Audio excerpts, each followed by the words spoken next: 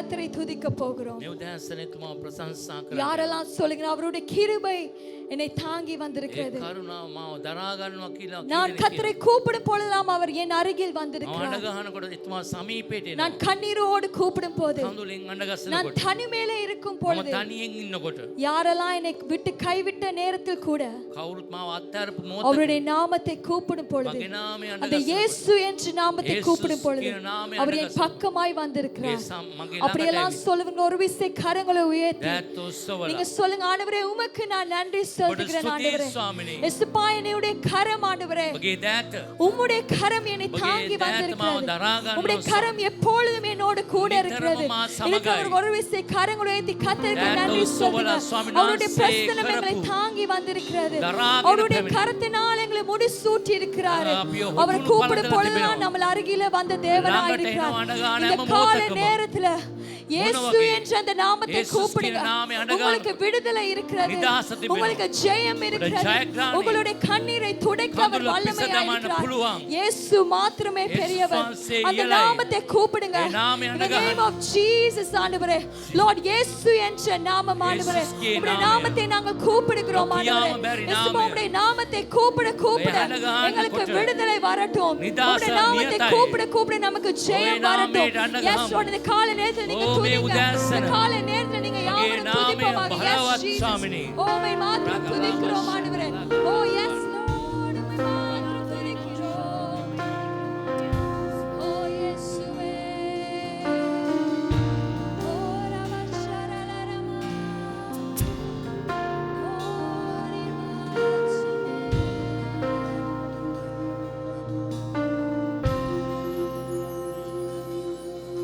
உங்க நாமம் உயரணும், இன்று மேன்மையடையணும். பாடுவேன், பாடுவோம் அல்லேலூயா. உங்க நாமம் உயரணும், இன்று மேன்மையடையணும். பாடுவேன், பாடுவோம் அல்லேலூயா. Hallelujah, hallelujah, hallelujah, hallelujah. Yahweh, hallelujah,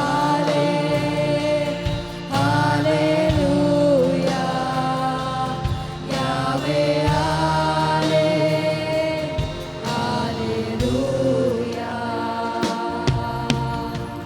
சிங்கத்தின் கேவியிலும் தீச்சூளை நடுவிலும் உங்க நாமம் உயர்த்தும் போது சேதங்கள் அணுகிடாது. சிங்கத்தின் கேவியிலும் தீச்சூளை நடுவிலும் உங்க நாமம் உயர்த்தும் போது சேதங்கள் அணுகிடாது. இயேசுவே, உம் நாமமே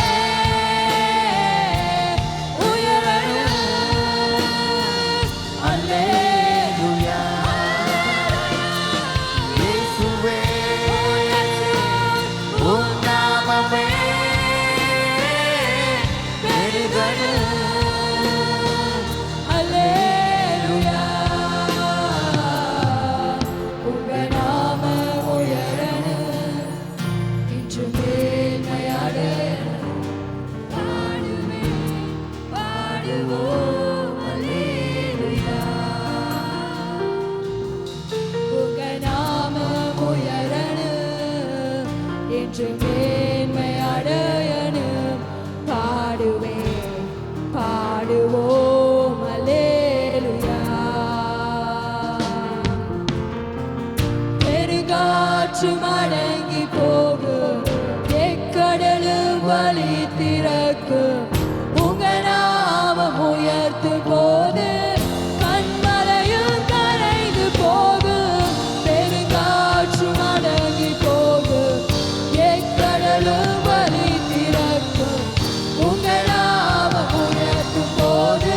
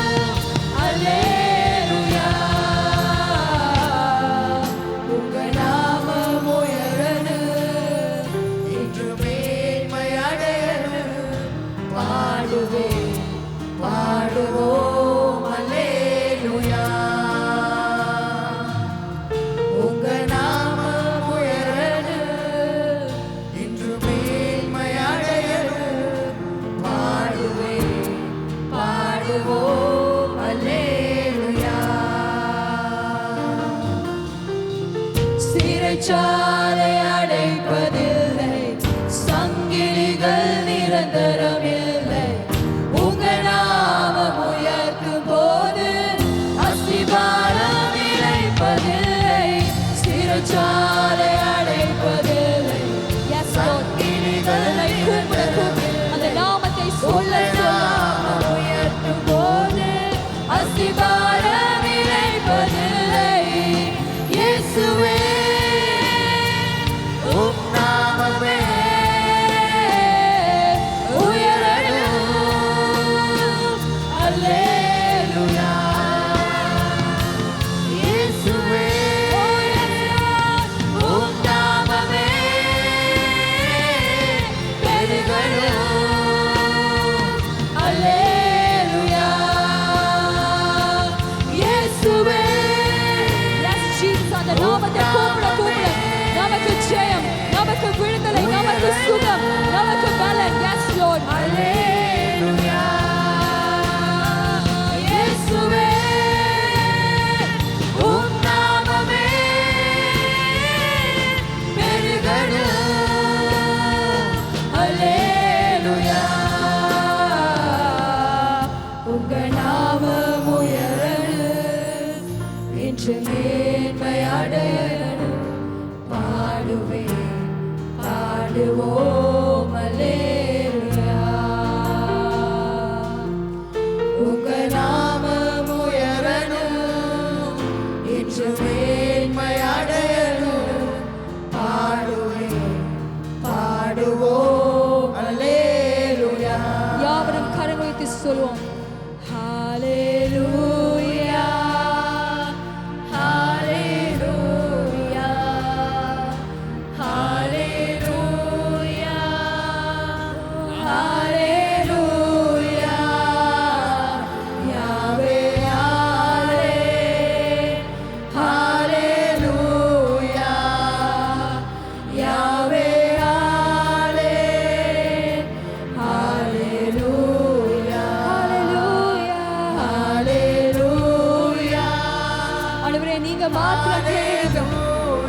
Lord, you alone be glorified this morning.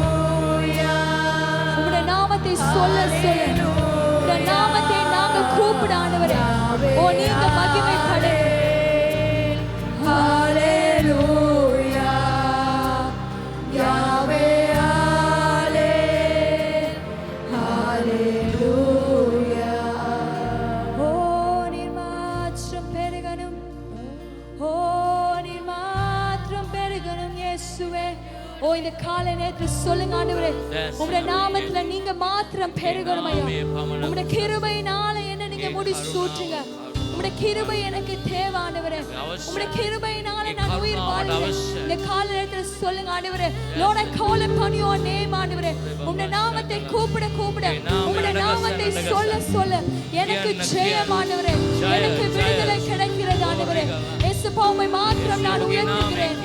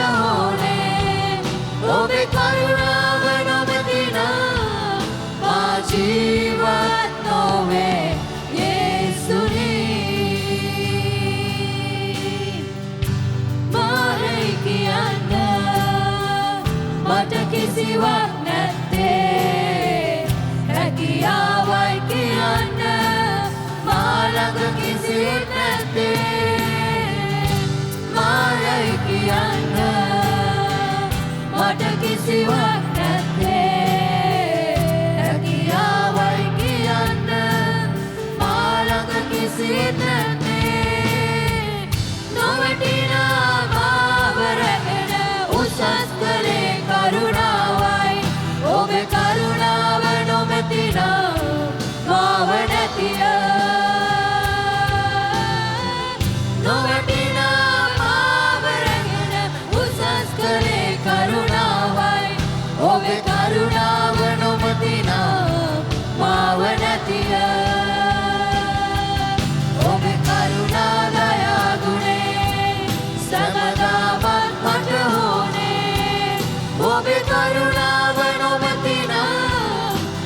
जीवन नोवे ओबे करुणा दया गुणे समदामत मत होने ओबे करुणा वनोवतीना मा जीवन नोवे उंग किरुबै वेंडुमे उंग किरुबै पोदुमे उंग किरुबै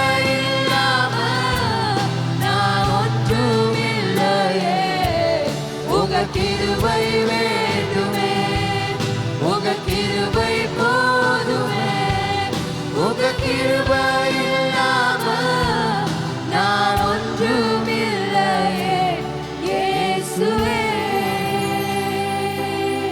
நீ நல்லவரே சர்வவல்லவரே உம் கரங்கள்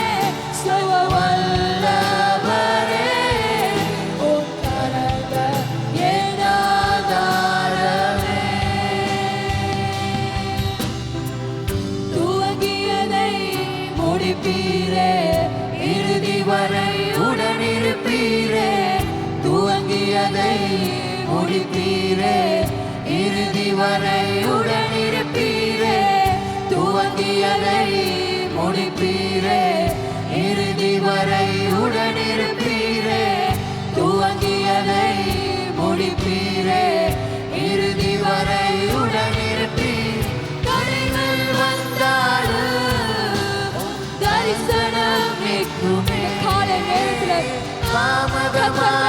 விசுவாசமாயிருப்போம் அவர் வாக்கு பண்ணவர் அவர் உண்மையுள்ள தேவனாயிருக்கிறார் தடைகள் வந்தாலும் உம் தரிசனம் நிற்குமே தாமதமானாலும் அது நன்மையாய் முடியுமே நீ நல்லவரே சர்வவல்லவரே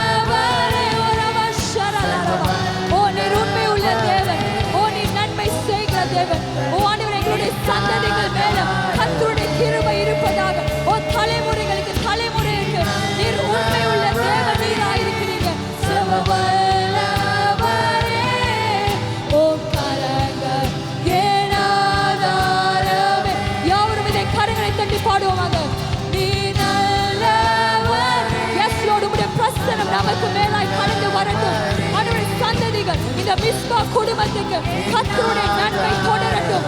Lord, we want to give you the glory. ஓ ரபா சந்தரா லா. ஓ நீ நல்லவர், ஓ நீ நல்லவர், நீ நன்மை செய்கிற தேவன். ஓ இந்த காலை நேரத்துல கர்த்தருடைய பிரசன்னத்தினால எங்களை நிரப்புங்க. ஓ நீர் உண்மை உள்ளவர். Lord, you are faithful, you are faithful. Oh yes Jesus. Oh சவவல்லவரே, ஓ கரங்கள் ஏனாதாரமே, நீ நல்லவரே, சவவல்லவரே, ஓ கரங்கள் ஏனாதாரமே, நீ நல்லவரே, சவவல்லவரே, ஓ கரங்கள் ஏனாதாரமே, நீ நல்லவரே, சவவல்லவரே, உம் கரங்கள் ஏனாதாரமே.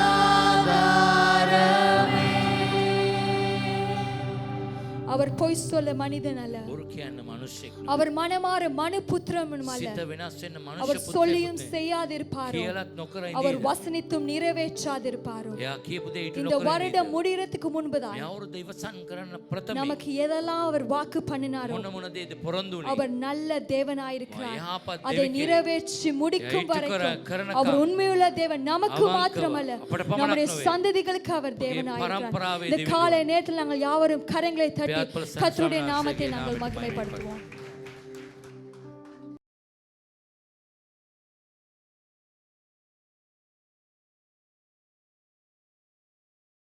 சரி, வெளிப்படுத்தல் 6வது அதிகாரத்துக்கு நாம் திருப்பி போவோம். අපි හෙළිදරව් 6 වන පරිච්ඡේදයට පෙරලා ගනිමු. முதல் 8 வசனத்தை இந்த காலை நேர தியானத்துக்கு நாம் எடுத்துக்கொள்வோம். පළවෙනි පදයට නට මේ උදෑසන කාලේ මෙනෙහි කිරීමට අපි පෙරලා ගනිමු.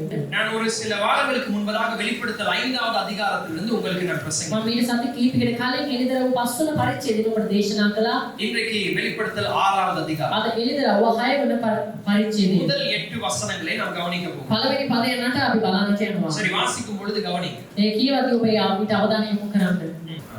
ஆட்டுக்குட்டியானவர் முத்திரைகளில் ஒன்றை உடைக்க கண்டேன். அப்பொழுது 4 ஜீவன்களில் ஒன்று என்னை நோக்கி, நீ வந்து பார் என்று இடிமுழக்கம் போன்ற சத்தமாய் சொல்ல கேட்டேன். நான் பார்த்தபோது இதோ ஒரு வெள்ளை குதிரையை கண்டேன். அதன் மேல் ஏறி இருந்தவர் வில்லை பிடித்திருந்தான். அவனுக்கு ஒரு கிரீடம் கொடுக்கப்பட்டது. அவன் ஜெயிக்கிறவனாகவும் ஜெயிப்பவனாகவும் புறப்பட்டான். அவர் 2ஆம் முத்திரையை உடைத்த போது 2ஆம் ஜீவனானது, நீ வந்து பார் என்று சொல்ல கேட்டேன். அப்பொழுது சிவப்பான வேறொரு குதிரை புறப்பட்டது. அதன் மேல் ஏறி இருந்தவனுக்கு பூமியில் உள்ளவர்கள் ஒருவரை ஒருவர் கொலை செய்யத்தக்கதாக சமாதானத்தை பூமியிலிருந்து எடுத்து போடும்படியான அதிகாரம் கொடுக்கப்பட்டது. ஒரு பெரிய பட்டயமும் அவனுக்கு கொடுக்கப்பட்டது. அவர் 3ஆம் முத்திரையை உடைத்த போது 3ஆம் ஜீவனானது, நீ வந்து பார் என்று சொல்ல கேட்டேன். நான் பார்த்தபோது இதோ ஒரு கருப்பு குதிரையை கண்டேன். அதன் மேல் ஏறி இருந்தவர் ஒரு தராசை தன் கையிலே பிடித்திருந்தார். அப்பொழுது ஒரு பணத்துக்கு 1 படி கோதுமை என்றும் ஒரு பணத்துக்கு 3 படி வாட்கோதுமை என்றும் எண்ணெயையும் திராட்சரசத்தையும் சேதப்படுத்தாது என்றும் 4 ஜீவன்களின் மத்தியிலிருந்து உண்டான சத்தத்தை கேட்டேன். அவர் 4ஆம் முத்திரையை உடைத்த போது 4ஆம் ஜீவனானது, நீ வந்து பார் என்று சொல்லும் சத்தத்தை கேட்டேன்.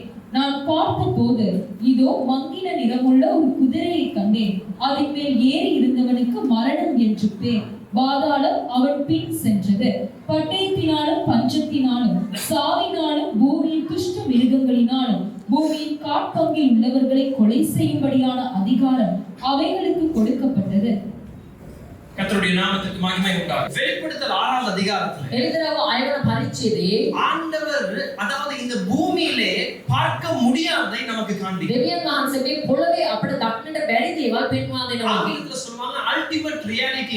ඉංග්‍රීසි භාෂාවෙන් කියනවා අතිශය යථාර්ථය කියලා. அதாவது நிஜமானது என்ன? ඒ කියන්නේ සත්‍ය කුමක්ද? ஒரு பெரிய ஃபேக்டரியில 5000 பேர் வேலை செய்யலாம். ලොකු ෆැක්ටරි එක 5000 විතර සෙනඟක් වැඩ කරන්න පුළුවන්. ஆனா ஒரு கண்ட்ரோல் ரூம்னு சொல்லி ஒரு இடம் இருக்கு. නමුත් ඒක කන්ට්‍රෝල් රූම් කියලා පාලන මැදිරියක් තියෙනවා. அதுல தான் யார் வேலை செய்றா? ඒකේ විතරයි කවුරුන්ද වැඩ කරන්නේ? எந்த வாசலினாலே மக்கள் ஆட்கள் வருகிறார்கள். මොන දොරටුවෙන්ද වැඩ කරන අය එන්නේ? எங்க மெஷின் வேலை செய்யாம මොන இருக்குது. වැසින්ද වැඩ කරන්නේ නැත්තේ? இதையெல்லாம் அந்த கண்ட்ரோல் ரூம்ல தான் මේ பார்க்கணும். හැම දේම මේ පාලක මැදිරියෙන් තමයි බලන්නේ. இங்கே நாம் பார்க்கிறோம் வெளிப்படுத்தல் 6வது அதிகாரம். අපි මෙතන බලනවා හෙළිදරව් 6 වන පරිච්ඡේදය. தேவன் திரட்சியலையை கொஞ்சம் அகற்றி දෙවියන් වහන්සේ තිරකඩ ටිකක් ඈත් කොට இந்த பூமியிலே நாம் பார்க்கிற எல்லா சம்பவத்துக்குமான அர்த்தத்தை நமக்கு சொல்லும். මේ පොළවේ අපිට දක්නට ලැබෙන සෑම සිදුවීමකම අර්ථය අපිට පහදා දෙනවා. இயற்கையாக நம்முடைய கண்கள் பார்க்க முடியாததை நாம் இப்ப வாசிச்சோம். ස්වභාවිකවම අපගේ දෙලෙත් වලින් අපිට දකින්නට බැරි දේවල් අපි මෙතනදී කියුවා. ஆனா இதை நமக்கு யார் செய்கிறார் என்பது முக்கியம். නමුත් මේ දේවල් අපිට කවුරුද කරන්නේ කියන එක ඉතාමත් நம்முடைய වැදගත්. வேதாகமத்திலே 5வது அதிகாரம் வெளிப்படுத்தல் 5வது அதிகாரம் ඔබේ බයිබලයේ හෙළිදරව් 5 වන පරිච්ඡේදයේ 4வது வசனத்தை கவனிச்சீங்க. 4 වන පදයට ඔබ අවධානය යොමු කළොත් யோவான் இப்பொழுது தரிசனத்திலே அழுது கொண்டிருக்கிறார். යෝහන් තුමා දැන් දර්ශනින් අඬා ගැලපෙමින් සිටිනවා. ஏன் யோவான் அழுகிறார்? ඇයි යෝහන් තුමා අඬන්නේ? ஏனென்றால் புத்தகத்தை வாங்குவதற்கும் முத்திரையை உடைப்பதற்கும் தகுதியானவர்கள் யாரும் இல்லை. මානනම් ඒ පොත අරගන්නටත් ඒ මුද්‍රා කඩන්නටත් සුදුසු පුද්ගලෙක් නැහැ. இப்ப 9வது வசனத்தை வாசி. දැන් 9 වන පදය අපි කියවලා බලමු. 5வது அதிகாரம் 9வது வசனம். 5 වන පරිච්ඡේදයේ 9 වන පදය. இல்லாட்டி 8வது வசனம். அந்த புஸ்தகத்தை அவர் வாங்கின போது அந்த 4 ஜீவன்களும் 24 மூப்பர்களும் தங்கள் தங்கள் சுர மண்டலங்களையும் பரிசுத்தவான்களுடைய ஜெபங்களாகிய தூப வர்க்கத்தால் நிறைந்த பொற்கலசங்களையும் பிடித்துக்கொண்டு ஆட்டுக்குட்டியானவருக்கு முன்பாக வணக்கமாய் விழுந்து இப்ப 5வது வசனத்தை கவனிங்க. දැන් 5 වන පදේ දිහා අපි බලමු. அப்பொழுது மூப்பர்களில் ஒருவன் என்னை நோக்கி நீ அழ வேண்டாம், இதோ யூதா கோத்திரத்து சிங்கமும் தாவீதின் வேருமானவர் புஸ்தகத்தை திறக்கவும் அதன் 7 முத்திரைகளை உடைக்கவும் ஜெயம் கொண்டிருக்கிறான் என்றான். ஒரு ஆமென் சொல்லுங்க. ආමේන් කියමු. அப்ப உண்மையான நிஜத்தை நமக்கு காட்டுவதற்கு එතකොට සැබෑ යථාර්ථය අපිට පෙන්වා දෙන පිණිස இந்த பூமியின் முடிவை நமக்கு මේ காட்டுவதற்கு පොළොවේ අවසානය අපිට පෙන්වා දෙන්නට வாழ்க்கையின் அர்த்தத்தை நமக்கு காட்டுவதற்கு ජීවිතයේ අර්ථය අපිට පහදා දෙන්නට பூமியில யாரும் இல்லை. මේ පොළොවේ කවුරුත් නැහැ. தகுதியானவர்கள் யாரும் இல்லை. සුදුසු කිසිම කෙනෙක් නැහැ. ஆனால் ஒருவர் இருக்கிறார். එක්කෙනෙක් සිටිනවා. யோவான் அழுத பொழுது அழ வேண்டாம் என்று அங்கே சொல்லப்படுவதற்கான காரணம் என்ன? යෝහන් තුමා අඬන විට නාඩන්න කියලා එතන කියන්නට හේතුව කුමක්ද? சிங்காசனத்திலே உட்கார்ந்திருந்த ஆட்டுக்குட்டியார் සිංහාසනයේ අසුන්ගෙන සිටින බැටළු බැටවානන් அவர்தான் முத்திரை உடைக்கிறார். උන්වහන්සේ තමයි මුද්‍රාව කඩන්නේ.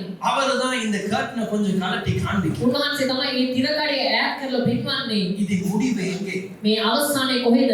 வாழ்க்கையில நடக்கிற சம்பவங்களுக்கான அர்த்தம் என்ன? ජීවිතයේ සිදුවන සිදුවීම් වල අර්ථය කුමක්ද? தேசத்துல நடக்கிறதான குழப்பங்களின் அர்த்தம் என்ன? දේශයේ සිදුවන ව්‍යාකුලත්වයන් වල අර්ථය කුමක්ද? அப்ப ஒரு முதலாவது கேள்வியோட தான் இந்த அதிகாரம் ஆரம்பிக்கிறது. එහෙනම් පළවෙනි ප්‍රශ්නයක් සමග තමයි මේ පරිච්ඡේදය ආරම්භ වන්නේ. திரட்சியலையை அதாவது இழுத்து காண்பிப்பதற்கு இல்லாவிட்டால் முத்திரையை உடைப்பதற்கு யாரு தகுதியான? තිරකඩේ තිරකඩේ ඈත් කරලා පෙන්වන්නේ ඒව නැත්නම් මුද්‍රාව කඩන්න කවුරුද සුදුසානෝ? கிறிஸ்து ஒருவர். ක්‍රිස්තුස් වහන්සේ පමණයි. கிறிஸ்து ஒருவர். ක්‍රිස්තුස් වහන්සේ පමණයි. கிறிஸ்து ஒருவர். ක්‍රිස්තුස් වහන්සේ පමණයි. ஒரு ஆமென் சொல்லுவாங்க. ආමේන්. அவர்தான் எங்களுக்கு முடிவை காண்பிக்கிறார். උන්වහන්සේ තමයි අපට අවසානයේ පෙන්වා දෙන්නේ. அவர்தான் நமக்கு அர்த்தத்தை தருகிறார். උන්වහන්සේ තමයි අපට අර්ථය ලබා දෙන්නේ. பூமியிலே நடக்கிறதான சாதாரண மனுஷனுக்கு விளங்காததை நமக்கு விளங்கப்படுத்துவது அவருடைய கிருபை. පොළවේ සිදුවෙන සාමාන්‍ය මිනිස්සුන්ට තේරුම් ගන්නට බැරි දේවල් අපට අර්ථ පහදා දෙන්නේ උන්වහන්සේගේ අනුග්‍රහය. இப்ப நாங்க வாசிச்ச இந்த 8 வசனங்களிலே 4 குதிரைகளை குறித்து வாசிச்சோம். දැන් අපි කියවපු මේ පළවෙනි පදයන් 8ේම අශ්වයන් 4 දෙනෙක් ගැන අපි බැලුවා. இது உபத்திரவ காலம் என்று கூறப்படுகிறது. මේ පීඩා කාලය කියලා සඳහන් වෙනවා. கவனிங்க, உபத்திரவ காலம் என்பது இனி வரப்போகிறதல்ல. අර පීඩා කාලය කියලා කියන්නේ ඉන්මතු එන්නට තිබෙන දෙයක් නෙමෙයි. கடைசி காலம் என்பது ஒரு குறிப்பிட்ட காலம். අවසාන කාලය කියලා කියන්නේ නිශ්චිත කාලයක් නෙමෙයි.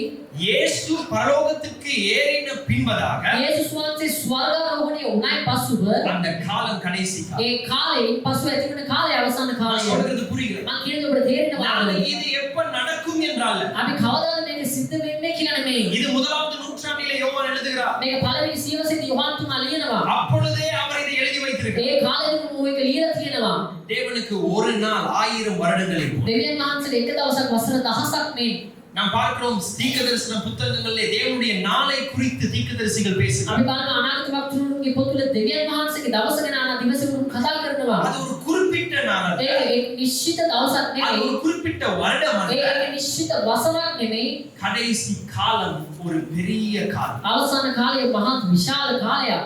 அதிலே முதலாவது தான் நான் இங்கே வாசிக்கிறோம் 7 முத்திரைகளை குறித்து. ඒ ප්‍රථමයෙන් තමයි අපි කියවන්නේ මුද්‍රාවන් 7ක් ගැන. 7 முத்திரைக்கு பின்பதாக 7 எக்காலம் என்று நாம் வாசிக்கிறோம். මුද්‍රාවන් හතර පසු හොරණෑ හතක් ගැන අපි කතා කරනවා. அதற்கு பின்பதாக என்ன சொல்லலாம், தேவனுடைய கோபாக்கினை ஊற்றப்படுகிற அது என்ன சொல்லலாம், போல்ஸ், அதாவது ஒரு கலசம் என்று சொல்லலாம், பொன் கலசம் என்று சொல்லலாம். දෙවියන් වහන්සේගේ උදාස වහන්සේගේ විනිශ්චය වැగిරෙන රන් කලසක්. அப்ப வெளிப்படுத்தல சொல்லப்படுகிறதெல்லாம் புதுசா சொல்லப்படல. ඒතකොට හේදර පොතේ සඳහන් කරලා තියෙන දේවල් අලුතින් කියන දේවල් නෙමෙයි. வெளிப்படுத்தல் 66 புத்தகங்களிலே ஒன்று. එළිදර ඔය පොත් 66 එක පුතක්. அப்படினா இது மத்தேயு 24வது அதிகாரத்துல இயேசு சொல்லிட்டார். ඒ කියන්නේ මේක මත්තයු 24 වෙනි පරිච්ඡේදයේ උන්වහන්සේ කියලා තියෙනවා. இந்த 7 முத்திரைகள் உடைக்கப்படுவது මේ මුද්‍රා හත කඩනු ලැබෙන්නේ கடைசி காலத்தில், අවසාන කාලයේදී, உபத்திரவ காலத்தில் පීඩා කාලයේදී இது ஆரம்பமா இருக்கும். මේ ආරම්භයක් වේවි. இப்ப நீங்க யோசிக்கலாம், இதை யார் அனுமதிக்கிறார்? මේක ඔබ කල්පනා කරන්න පුළුවන් කවුද මේක අනුමත කරන්නේ? முத்திரையை உடைப்பது யார்? මුද්‍රාවන් කඩන්නේ කවුද?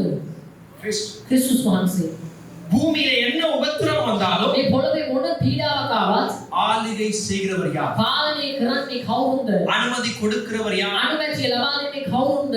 கிறிஸ்து. ක්‍රිස්තුස් වහන්සේ. உங்களுடைய கேள்வி, ஏன் அதை அவர் செய்கிறார்? දැන් ඔබගේ ප්‍රශ්නේ ඇයි උන්වහන්සේ ඒක කරන්නේ? அதுக்கு நாம் வருவோம். ඊට අපි එනවා. ஆனா நீங்க கவனிக்கலாம், முத்திரை உடைக்கப்படுவது கிறிஸ்துவின். ඔබට බලන්න පුළුවන් මුද්‍රාව කඩනු ලබන්නේ ක්‍රිස්තුස් ஒவ்வொரு වහන්සේ. குதிரையும் அனுப்பப்படுவது கிறிஸ்துவுடைய என்னது வார்த்தைக்கு பின்பதாக. සෑම අශ්වයෙක්ම යාළු ලබන්නේ ක්‍රිස්තුස් වහන්සේගේ වචනයෙන් පසුව. நாம் இந்த வாசித்த எல்லா வசனங்களையும் நாம் கவனிக்கலாம். අපි මෙතන කියපු හැම වචනයක්ම අපිට අවධානය යොමු කර බලන්නට පුළුවන්. அனுமதி கொடுக்கப்படும் பொழுது, கட்டளை கொடுக்கப்படும் பொழுதுதான் அவர்கள் பூமிக்குள்ளே வருகிறார்கள். අනුමැතිය ලබා දෙනු ලැබෙන විට තමයි ඔව් පොළොව තුලට පැමිණෙන්නේ. அப்ப நியாய தீர்ப்பின் காலத்திலும் யார் ஆளுகை செய்கிறார்? ඒක විනිශ්චය කාලේ කවුද ආණ්ඩු කරන්නේ? சொல்லுங்க, இயேசு. කියන්නේ යේසුස් වහන්සේ. சொல்லுங்க, இயேசு. යේසුස් වහන්සේ. முத்திரை உடைப்பதற்கு தகுதி உள்ளவர் ஒருவர் தான். මුද්‍රා කඩන්න සුදුසුට උන්වහන්සේ පමණයි. நாம் ஏற்கனவே சொன்ன வெளிப்படுத்தல் பயத்தை உண்டாக்க கூடாது. මම කලින් කිව්වා එළිදර පොත අපිට බයක් භීතියක් ඇති කරන්න அது නරකයි. உணர்வை உண்டாக்கும். ඒ අපතුල හැඟීමක් ඇති කළ යුතුයි. ஆனால் எந்த புத்தகம் தராத ஒரு நம்பிக்கை இது தரும். නමුත් කිසිම පොතක් අපිට ලබා දෙන්නේ නැති විශ්වාසයක් බලාපොරොත්තුවක් මේ අපිට ලබා දෙනවා. ஏனென்றால் தேவன் கண்கள் பார்க்காததை நமக்கு காண்பிக்கிறார். මම දෙවියන් වහන්සේ අපගේ දෙලෙත් වලින් දකින්නට බැරි දේවල් අපිට පෙන්වා දෙනවා. உண்மையான நிஜத்தை அவர் காண்பிக்கிறார். සැබෑ යථාර්ථය අපිට පෙන්වා දෙනවා. ஒரு ஆமென் சொல்லுவோம். ආමේන් කියමු. அப்ப இதை நாம் எங்கே எல்லாம் வாசிக்கிறோம்? மத்தேயு 24லே வாசிக்கிறோம். අපි මේ දේවල් කොතනද කියලා බලන්න ප්‍රථම මේ මතේ 24 වන පරිච්ඡේදයේ வாசிங்க சகரியா 6வது அதிகாரம். අපි කියමු සකරියා 6 වන පරිච්ඡේදයේ முதலாவது வசனம். පළවෙනි පදය. சகரியா 6வது அதிகாரம் முதலாவது வசனம். සකරියා 6 වන පරිච්ඡේදයේ පළවෙනி පදය. நான் திரும்பவும் என் கண்களை ஏறெடுத்து இதோ 2 பர்வதங்களின் நடுவாக புறப்பட்டு வருகிற 4 ரதங்களை கண்டேன். அந்த பர்வதங்கள் வெண்கல பர்வதங்களாய் இருந்தன. முதலாம் ரதத்தில் சிவப்பு குதிரைகளும், இரண்டாம் ரதத்தில் கருப்பு குதிரைகளும், மூன்றாம் ரதத்தில் வெள்ளை குதிரைகளும், நான்காம் ரதத்தில் புள்ளி புள்ளியான சிவப்பு குதிரைகளும் பூட்டி இருந்தன. சரி, இப்ப கவனிங்க. දැන් ඔබ අවධානය යොමු කරන්න. அப்ப வேதம் வெளிப்படுத்தலை நமக்கு அறிவிக்கிறது எல்லாமே එතකොට සුදු බයිබලයේ විතරම පොතේ අපිට පෙන්වා දෙන හැම දෙයක්ම ஏற்கனவே சொல்லப்படும். ඒක කලින් කියන ලැබුණු දේවල්. இது புதிதாக சொல்லப்படும். මේක අලුතින් කියපු දේවල් නෙමෙයි. இப்படிதான் வெளிப்படுத்தல வாசிக்கிறோம். මේක තමයි අපි විතර පොත කියන්න ඕනේ. நாம வெளிப்படுத்தல இந்த 66 புத்தகங்கள்ல இருந்து வெளிய எடுத்துற முடியும். අපි මේ විතරම පොත කියන පොත් 66න් එළියට ගන්නට බෑ. வெளிப்படுத்தல் ஏற்கனவே சொல்லப்பட்டதை நமக்கு சொல்லும். විතර පොත කලින් අපිට කියපු දේවල් නැවත මතක් කර දෙනවා. வெளிப்படுத்தல் புத்தகம் எதை நமக்கு கூறுகிறது, எதை வெளிப்படுத்துகிறது? විතර පොත මොකක්ද අපිට මතක් කර දෙන්නේ, මොකක්ද විතරව කරන්නේ? எப்படி மத்தேயு கிறிஸ்துவை வெளிப்படுத்துகிறாரோ அதே போலவே வெளிப்படுத்தலும் கிறிஸ்துவை தான் வெளிப்படுத்தும். කොහොමද මතයතුමා ක්‍රිස්තුස් වහන්සේව එළිදරව් කරනවද? ඒ ආකාරයෙන්ම තමයි එළිදරව් පොත තුන්වහන්සේ අනාවරණය කරන්නේ.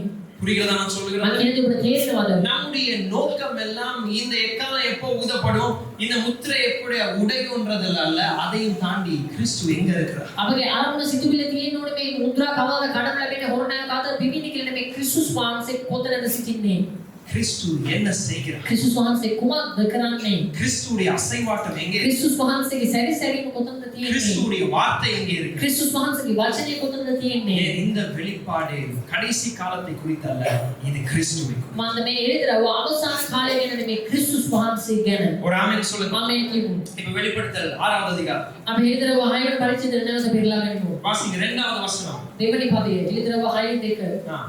நான் பார்த்தபோது இதோ ஒரு வெள்ளை குதிரையை கண்டேன். என்ன குதிரையை கண்டாரா? ඔන්න අශ්වයෙක් දෙයක්. அப்ப முதலாவது முத்திரை உடைக்கப்படும் பொழுது පළවෙනි මුද්‍රාව කඩන ලැබෙන විට அனுப்பப்படுவது என்ன? යවු ලබන්නේ කුමක්ද? ஒரு வெள்ளை குதிரை. ඒක සුදු අශ්වයෙක්. அந்த வெள்ளை குதிரை ஆச்சரியமாயிருக்கு. නමුත් මේ සුදු අශ්වයෙක් පුදුම දෙයක්. ஏனென்றா எங்களுக்கு தெரியும் வெள்ளை குதிரையிலே வர போகிறவர் ஒரே ஒருவர் தான். මම අපි දන්නවා සුදු අශ්වය අපිට එන්නට යන්නේ එක වෙන කෙනෙක් පමණයි. யாரது? කවුද? இயேசு கிறிஸ்து. යේසුස් වහන්සේ. வெளிப்படுத்தல் 19வது அதிகாரம் 11வது வசனத்தில் இது இருக்கிறது. එළිදරව 19 11 පරිච්ඡේදයේ මේ සඳහන් වෙනවා. மீண்டும் கிறிஸ்து இந்த பூமிக்கு வரும் பொழுது නැවත ක්‍රිස්තුස් වහන්සේ මේ පොළොවට එන විට அவர் வெள்ளை குதிரையிலே வருவார். උන්වහන්සේ සුදු අශ්වයෙක් පිට පැමිණෙනවා. ஆனா இதுல இருக்கிறதான தகவலை கொஞ்சம் நல்லா கவனி. නමුත් මෙතන තියෙන තොරතුරු ටික ඔබ ටිකක් අවධානය යොමු இது வெள்ளை කරන්න. குதிரை. මේ සුදු අශ්වයෙක් இதிலே உட்கார்ந்திருக்கிறவனுக்கு கிரீடம் இருக்கிறது. ඒ අසු පිට උන් තනතාවේ කිරුලක් තිබෙනවා ஆனா නිසා அவனுடைய கையில பட்டயம் அல்ல. නමුත් ඔහුගේ අතේ කඩුවක් නෙමෙයි. அவனுடைய கையில என்ன இருக்குது? ඔහුගේ අතේ මොනවද තියෙන්නේ? வில் ஒன்று. එක දුන්නක් තියෙනවා. அவன் ஜெயிக்கும்படியா அனுப்பப்படுகிறான். ඔහු ජයග්‍රහණය විලාසී ජයට පත්වන පිණිස යවනවා. இது கிறிஸ்து அல்ல. මේ ක්‍රිස්තුස් වහන්සේ නෙමෙයි. இது என்னன்னா கிறிஸ்துவை போல சாயல் உண்டாக்குற அந்தி கிறிஸ்துவின் ஆவி. මේ කුමක්ද නම් ක්‍රිස්තුස් වහන්සේගේ රූපය වගේ වෙස් කියන සිටින අන්ත ක්‍රිස්තුස්ගේ ආත්මය. கிறிஸ்துவை போலவே ක්‍රිස්තුස් වහන්සේ වගේම நம்மை மாயமானத்துக்குள்ள இழுத்துக்கொள்ளும். අපව මායාව තුලට ගෙන යන அந்தி கிறிஸ்து என்று சொல்லி நாம் எப்பொழுதும் அதிகமா கேட்கும் பொழுது විරුද්ධ ක්‍රිස්තුස් කියලා අපි නිතරම ඔහුගෙන හිතද්දී அதாவது யார் இனி அந்தி கிறிஸ்துவ வரப்போறான்னா நம்ம நினைப்போம். මේ කවුද අන්ත ක්‍රිස්තුස් විදිහට එන්නේ යන්නේ කියලා අපි හිතනවා. வாசிங்க 1 யோவான் අපි කියමු 1 යෝහන් පොතේ 4வது அதிகாரம் 4වන පරිච්ඡේදයේ 2வது வசனம். දෙවන පදය 1 யோவான் 4வது அதிகாரம் 2வது வசனம். 1 යෝහන් 4:2 தேவ ஆவியை நீங்கள் எதினாலே அறியலாம் என்றால் மாம்சத்தில் வந்த இயேசு கிறிஸ்துவை அறிக்கை பண்ணுகிற எந்த ஆவியும் தேவனால் உண்டாயிருக்கிறது. மாம்சத்தில் வந்த இயேசு கிறிஸ்துவை அறிக்கை பண்ணாத எந்த ஆவியும் தேவனால் உண்டானதல்ல. வருமென்று நீங்கள் கேள்விப்பட்ட அந்தி கிறிஸ்துவினுடைய ஆவி அதுவே. இப்ப கவனிங்க, யோவான் இதை எப்ப எழுதுறாரு தெரியுமா? දෙවන යෝහන් තුමා මේක කවදද ලියන්නේ කියලා முதலாவது நூற்றாண்டுல පළවෙනි සියවසේදී அந்த காலத்திலே என்ன ஆவி இப்ப உலாவி கொண்டிருக்கு? ඒ කාලේදී මොන ආත්මෙද සැරිසරමින් තිබෙන්නේ? அந்தி கிறிஸ்துவின் ஆவி. විරුද්ධ ක්‍රිස්තුස්ගේ ආත්මය. கவனிங்க, அந்தி கிறிஸ்து என்று நாம் ஒருவரை எதிர்பார்க்கலாம். බලන්න අපි අන්ත ක්‍රිස්තුස් කියලා එක පුද්ගලයෙක් අපේක්ෂාවෙන් ඉන්න පුළුවන්. ஆனா நமக்குள்ளே ஏற்கனவே அது உலாவி கொண்டிருக்கு. නමුත් අප අතරේ ඒක දැනටමත් සැරිසරමින් மத்திய තිබෙනවා. 24வது அதிகாரத்தில் இயேசு சொல்கிறார், பலர் கிறிஸ்து என்று சொல்லி வருவார்கள். අතේ 24 පරිච්ඡේදයේ කියනවා බොහෝ දෙනෙක් ක්‍රිස්තුස් වහන්සේ කියලා පැමිණෙවි කියලා. ஓ, அங்கே கிறிஸ்து இங்கே கிறிஸ்து என்று வருவார்கள். ඒ ක්‍රිස්තුස් මේ ක්‍රිස්තුස් කියලා ඒවි කියලා කියනවා. இந்த முதலாவது முத்திரை உடைக்கப்படுகிறது. මේ පළවෙනි මුද්‍රාව කඩනු ලැබෙන්නේ. இந்த வெள்ளை குதிரை என்னத்தை கொண்டு வருகிறது? මේ සුදු ආශ්‍රය මොනවද ගෙනෙන්නේ? அந்தி கிறிஸ்துவின் ஆவியை கொண்டு வருகிறது. විරුද්ධ ක්‍රිස්තුස්ගේ ආත්මය ගෙනෙනවා. கிறிஸ்துவுக்கு பதிலாக இன்னொன்று. ක්‍රිස්තුස් වහන්සේ වෙනකොට තව එකක්. கிறிஸ்துவை போலவே ஆனால் கிறிஸ்து அல்ல. ක්‍රිස්තුස් වහන්සේ වගේමයි හැබැයි ක්‍රිස්තුස් වහන්සේ නෙමෙයි. இது யாத்திராகமத்திலே ஆரம்பிச்சிருச்சு. මේක නික්මියම පොතේ ආරම්භ වුණා. 40 நாட்கள் மோசே மலையில இருக்கும் பொழுது දවස් 40ක් මෝසෙස් සීනයි කන්දේ ඉන්න විට யாவே தேவனை தொழுது கொள்ளணும்னு சொல்லி යාගේ දෙවියන් වහන්සේව නමස්කාර කරන්න ඕනේ කියලා இஸ்ரவேல் என்னத்தை கொண்டு வந்து வச்சு? ඉස්රායල් ජනතාව මොනවද ගෙනාවේ? கன்றுக்குட்டியை கொண்டு வந்து வச்சாங்க. රන් වස්සෙක් ගෙනාවා. பதிலாக இன்னொன்று. ඒ වෙනුවට තව එකක්. அதுதான் கட்டளைகளிலே முதலாவது கட்டளை. ඒ තමයි අනෙක් පළවෙනි යන දසපණති පළවෙනි යන කුමක්ද? என்னை அன்றி මා හැර வேறே தேவன் இருக்கிறார். කිසි දෙවි කෙනෙක් නොසිටිය යුතුය. தொடர்ந்து பழைய ஏற்பாட்டிலே தேவன் அவரை வர்ணிக்கும் பொழுது சொல்லுகிறார், දෙවියන් දෙවියන් වහන්සේ තමන් වහන්සේ වර්ණනා කරන වහන්සේ සඳහන් என்னை කරනවා போல மா தேவர்கள் யாரும் இல்லை. දෙවියන් අතරින් කිසිවෙක් නැත. அந்தி கிறிஸ்துவின் ஆவி இந்த கட்டளைக்கு நேராக தான் செயல்படும். අන්ත ක්‍රිස්තුස්ගේ ආත්මය දෙවියන් වහන්සේගේ මේ අනපනතට විරුද්ධව තමයි ක්‍රියා කරන්නේ. இப்ப இந்த அந்தி கிறிஸ்துவின் ஆவி சபைக்கு வெளியே எப்படி දැන් செயல்படுது? මේ අන්ත ක්‍රිස්තුස්ගේ ආත්මය සභාවෙන් එළියේ කොහොමද ක්‍රියා කරන්නේ? இப்ப நீங்க பாத்தீங்கன்னா எல்லா மதமும் ஒண்ணுதான். දැන් ඔබ බැලුවොත් හැම ආගමක්ම එකයි තමයි. எக் மதமும் எனக்கு சம்மதம். ඕනම ආගමක් මට එකයි. கிறிஸ்து மாத்திரமல்ல, ක්‍රිස්තුස් වහන්සේ විතරක් නෙමෙයි. பல வழிகள் இருக்கிறது பரலோகத்துக்கு போகும். බොහෝ මාර්ගයන් තිබෙනවා ස්වර්ගය කරා යන්න. இப்படிதான் அந்தி கிறிஸ்துவின் ஆவி வெளியிலே உலாவுகிறது. මේක තමයි විරුද්ධ ක්‍රිස්තුස්ගේ ආත්මය එළියේ සැරිසරමින් තිබෙන්නේ. அதனால எல்லாரையும் மதிக்கணும். ඒ නිසා හැමෝටම ගරු කරන්න ඕනේ. அதாவது ஒரு மனிதனாக எல்லாரையும் மதிக்கணும். ඒ කියන්නේ අනුශින් විදිහට හැම දිනම ගරු කරන්න ඕනේ. எல்லாரையும் நம்ம கனம் பண்ணணும். හැමෝටම අපි ගෞරව කරන්න ඕනේ. ஆனால் உண்மை என்ன? නමුත් සැබෑ කුමක්ද? கிறிஸ்துவே வழியும் சத்தியமும் ஜீவனுமாய். ක්‍රිස්තුස් වහන්සේම මාර්ගයත් සත්‍යයත් ජීවනයත්. சிலர் சொல்லுவாங்க, பாருங்க ஈசா நபியும் எங்களுடைய மோமனும் சொல்றது ஒண்ணுதான். அதாவது யாவே தேவன் தேவனும் அல்லாஹ் ஒன்றுதான் වන சொல்றாங்க. සමහර කියනවා ඊසා නබී යේසුස් වහන්සේ එකයි යාමේ දෙවියන් වහන්සේ අල්ලා එකයි කියලා කියනවා. இல்ல, வித்தியாசம் இருக்கு. නෑ වෙනසක් තිබෙනවා. அந்தி கிறிஸ்துவின் ஆவியின் குழப்பம் இதுதான். අන්තික්‍රිස්තුස්ගේ ආත්මීය කැළඹිල්ල මේක இது තමයි. சபைக்கு வெளியே. මේ සභාවෙන් පිට. சபைக்குள்ளே அந்தி கிறிஸ்துவின் ஆவி எப்படி செயல்படும்? සභාවේ තුල විරුද්ධ ක්‍රිස්තුස්ගේ ආත්මය කොහොමද ක්‍රියා කරන්නේ? எல்லாரும் இயேசுவை தான் நம்புறோம். හැමෝම යේසුස් වහන්සේ තමයි විශ්වාස ஆனா කරන්නේ. வேதம் நமக்கு வெளிப்படுத்துகிற இயேசுவை நாம் நம்புவோம். නම් බයිබලය අපට ඉදිරියට කරන යේසුස් වහන්සේ අපි විශ්වාස කරන්නේ. நமக்கென்று ஒன்றை உருவாக்கி இருக்கிறோம். அப்படியே இயேசு. අපටම කියලා අලුත් යේසුස් වහන්සේ කෙනෙක් අපි නිර්මාණය எங்களுக்கு කරලා பிடிக்காததை எல்லாம் வெளியே தள்ளிடுவோம். අපිට කැමති නැති හැමදේම අපි එළියට අහක් කරලා எங்களுக்கு දානවා. தேவையில்லாததெல்லாம் கலட்டிடுவோம். අපිට අවශ්‍ය නැති දේවල් ගලවලා දානවා. அப்ப சபைக்குள்ளே සභාව තුල அந்தி கிறிஸ்து எப்படி செயல்படுகிறான்? අන්තික්‍රිස්තුස් කොහොමද ක්‍රියා කරන්නේ? மக்களை தாங்கள் விரும்புகிற ஒரு இயேசுவை ஆராதிக்குவார். ජනතාව තමන්ට කැමති ආකාර යේසුස් කියන එක නමස්කාර කරන්න පොළඹවනවා. பார்க்க வெள்ளை குதிரையா தான் இருக்கும். බලන්න සුදු අස්පික් වගේ තමයි ඉන්නේ. அவனுடைய தலையில கிரீடம் இருக்கும். ඔහුගේ හිස මත කිරුළක් තිබෙනවා. ஆனா அது வேதத்திலே வெளிப்படுகிற இயேசு. නමුත් මේ බයිබලෙන් අනාවරණය හෙළිදරව් කරන යේසුස් වහන්සේ නෙමෙයි. சிலருக்கு சிட்சிக்கிற இயேசு பிடிக்கும். සාරට තරවටු කරන යේසුස් වහන්සේ කැමති නැහැ. சிலருக்கு தண்டிக்கிற இயேசு பிடிக்கும். සාරට දඬුවම් කරන යේසුස් වහන්සේ කැමති නැහැ. அதனால அவர்களுக்கென்ற ஒரு இயேசுவை ஏற்படுத்தி ඒ නිසා ඔවුන්ටම කියලා යේසුස් කෙනෙක් නිර්මාණය කරගෙන තිබෙනවා. அந்தி கிறிஸ்துவின் ஆவி இனி வருவதல்ல. අන්තික්‍රිස්තුස්ගේ ආත්මය මින්මතු වෙන්නට යන්නේ නැහැ. அந்தி கிறிஸ்துவின் ஆவி கடைசி காலத்திலே இப்பொழுது அனுப்பப்பட்டு අන්තික්‍රිස්තුස්ගේ ආත්මය අන්තිම කාලේ නම් මේ කාලේ වෙන විටත් යවනු ලැබ இப்படிதான் තිබෙනවා. நாம் வஞ்சிக்கப்படுகிறோம். මේක තමයි අපි වංචාවට ලක්වන්නේ. சபைக்கு வெளியிலே සභාවේ පිටත් அந்தி கிறிஸ்துவின் ஆவி எப்படி செயல்படுகிறது? සභාව අන්තික්‍රිස්තුස්ගේ ආත්මය කොහොමද ක්‍රියා කරන්නේ? எல்லாம் ஒன்று என்று செயல்படும். ඒ හැමදේම හැම ආගමක්ම එකයි කියලා ඒ ආකාරයෙන් ක්‍රියා කරනවා. ஆனா சபைக்குள்ளே නමුත් සභාව තුල எல்லாருக்கும் தங்களுக்கு விருப்பமான இயேசு. හැමෝම තමන්ට කැමති යේසුස් කෙනෙක්. அவங்களுக்கு என்னெல்லாம் பிடிக்காதோ ඔවුන්ට මොන මොන දේවල්ද අකමැති அதெல்லாம் கலட்டிடுவோம். ඒවල් ගලවලා දානවා. எதெல்லாம் அவர்களுக்கு சாதகமோ මොන මොන දේවල් ඔවුන්ට වාසිදායකද அதை எடுத்துக்கொள்வோம். ඒවල් තමන්ට අරගන්නවා. சிலருடைய வாழ்க்கையில இயேசு ஒரு பகுதி மாத்திரம். සමහරගේ ජීවිතයේ යේසුස් වහන්සේ එක පැත්තකට විතරයි. அவர்கள் குடும்பத்தை நடத்துவதற்கு தேவன் அவர்களுக்கு ஞானம் கொடுப்பது. ඔවුන්ගේ පවුල මඟ පෙරට දෙවියන්වහන්සේක ප්‍රඥාව ලබා දෙන්න ඕනේ. அதாவது அவர்கள் அதை ஏற்றுக்கொள்வது. ඔව් ලබා දෙන්න ඒක ඔවුන් පිළිගන්නේ නැහැ. இயேசு ஒரு பகுதிக்கு தான். යේසුස් වහන්සේ එක පැත්තකට විතරයි. பணத்தை கையாளுவது அவர்களுடைய விருப்பத்தை. ඔවුන් පාලනය කරන්නේ ඔවුන්ගේ කැමැත්ත පරිදි. திருமணத்திலே அவர்களுடைய விருப்பம். විවාහයේදී තමන්ගේ කැමැත්ත පරිදි.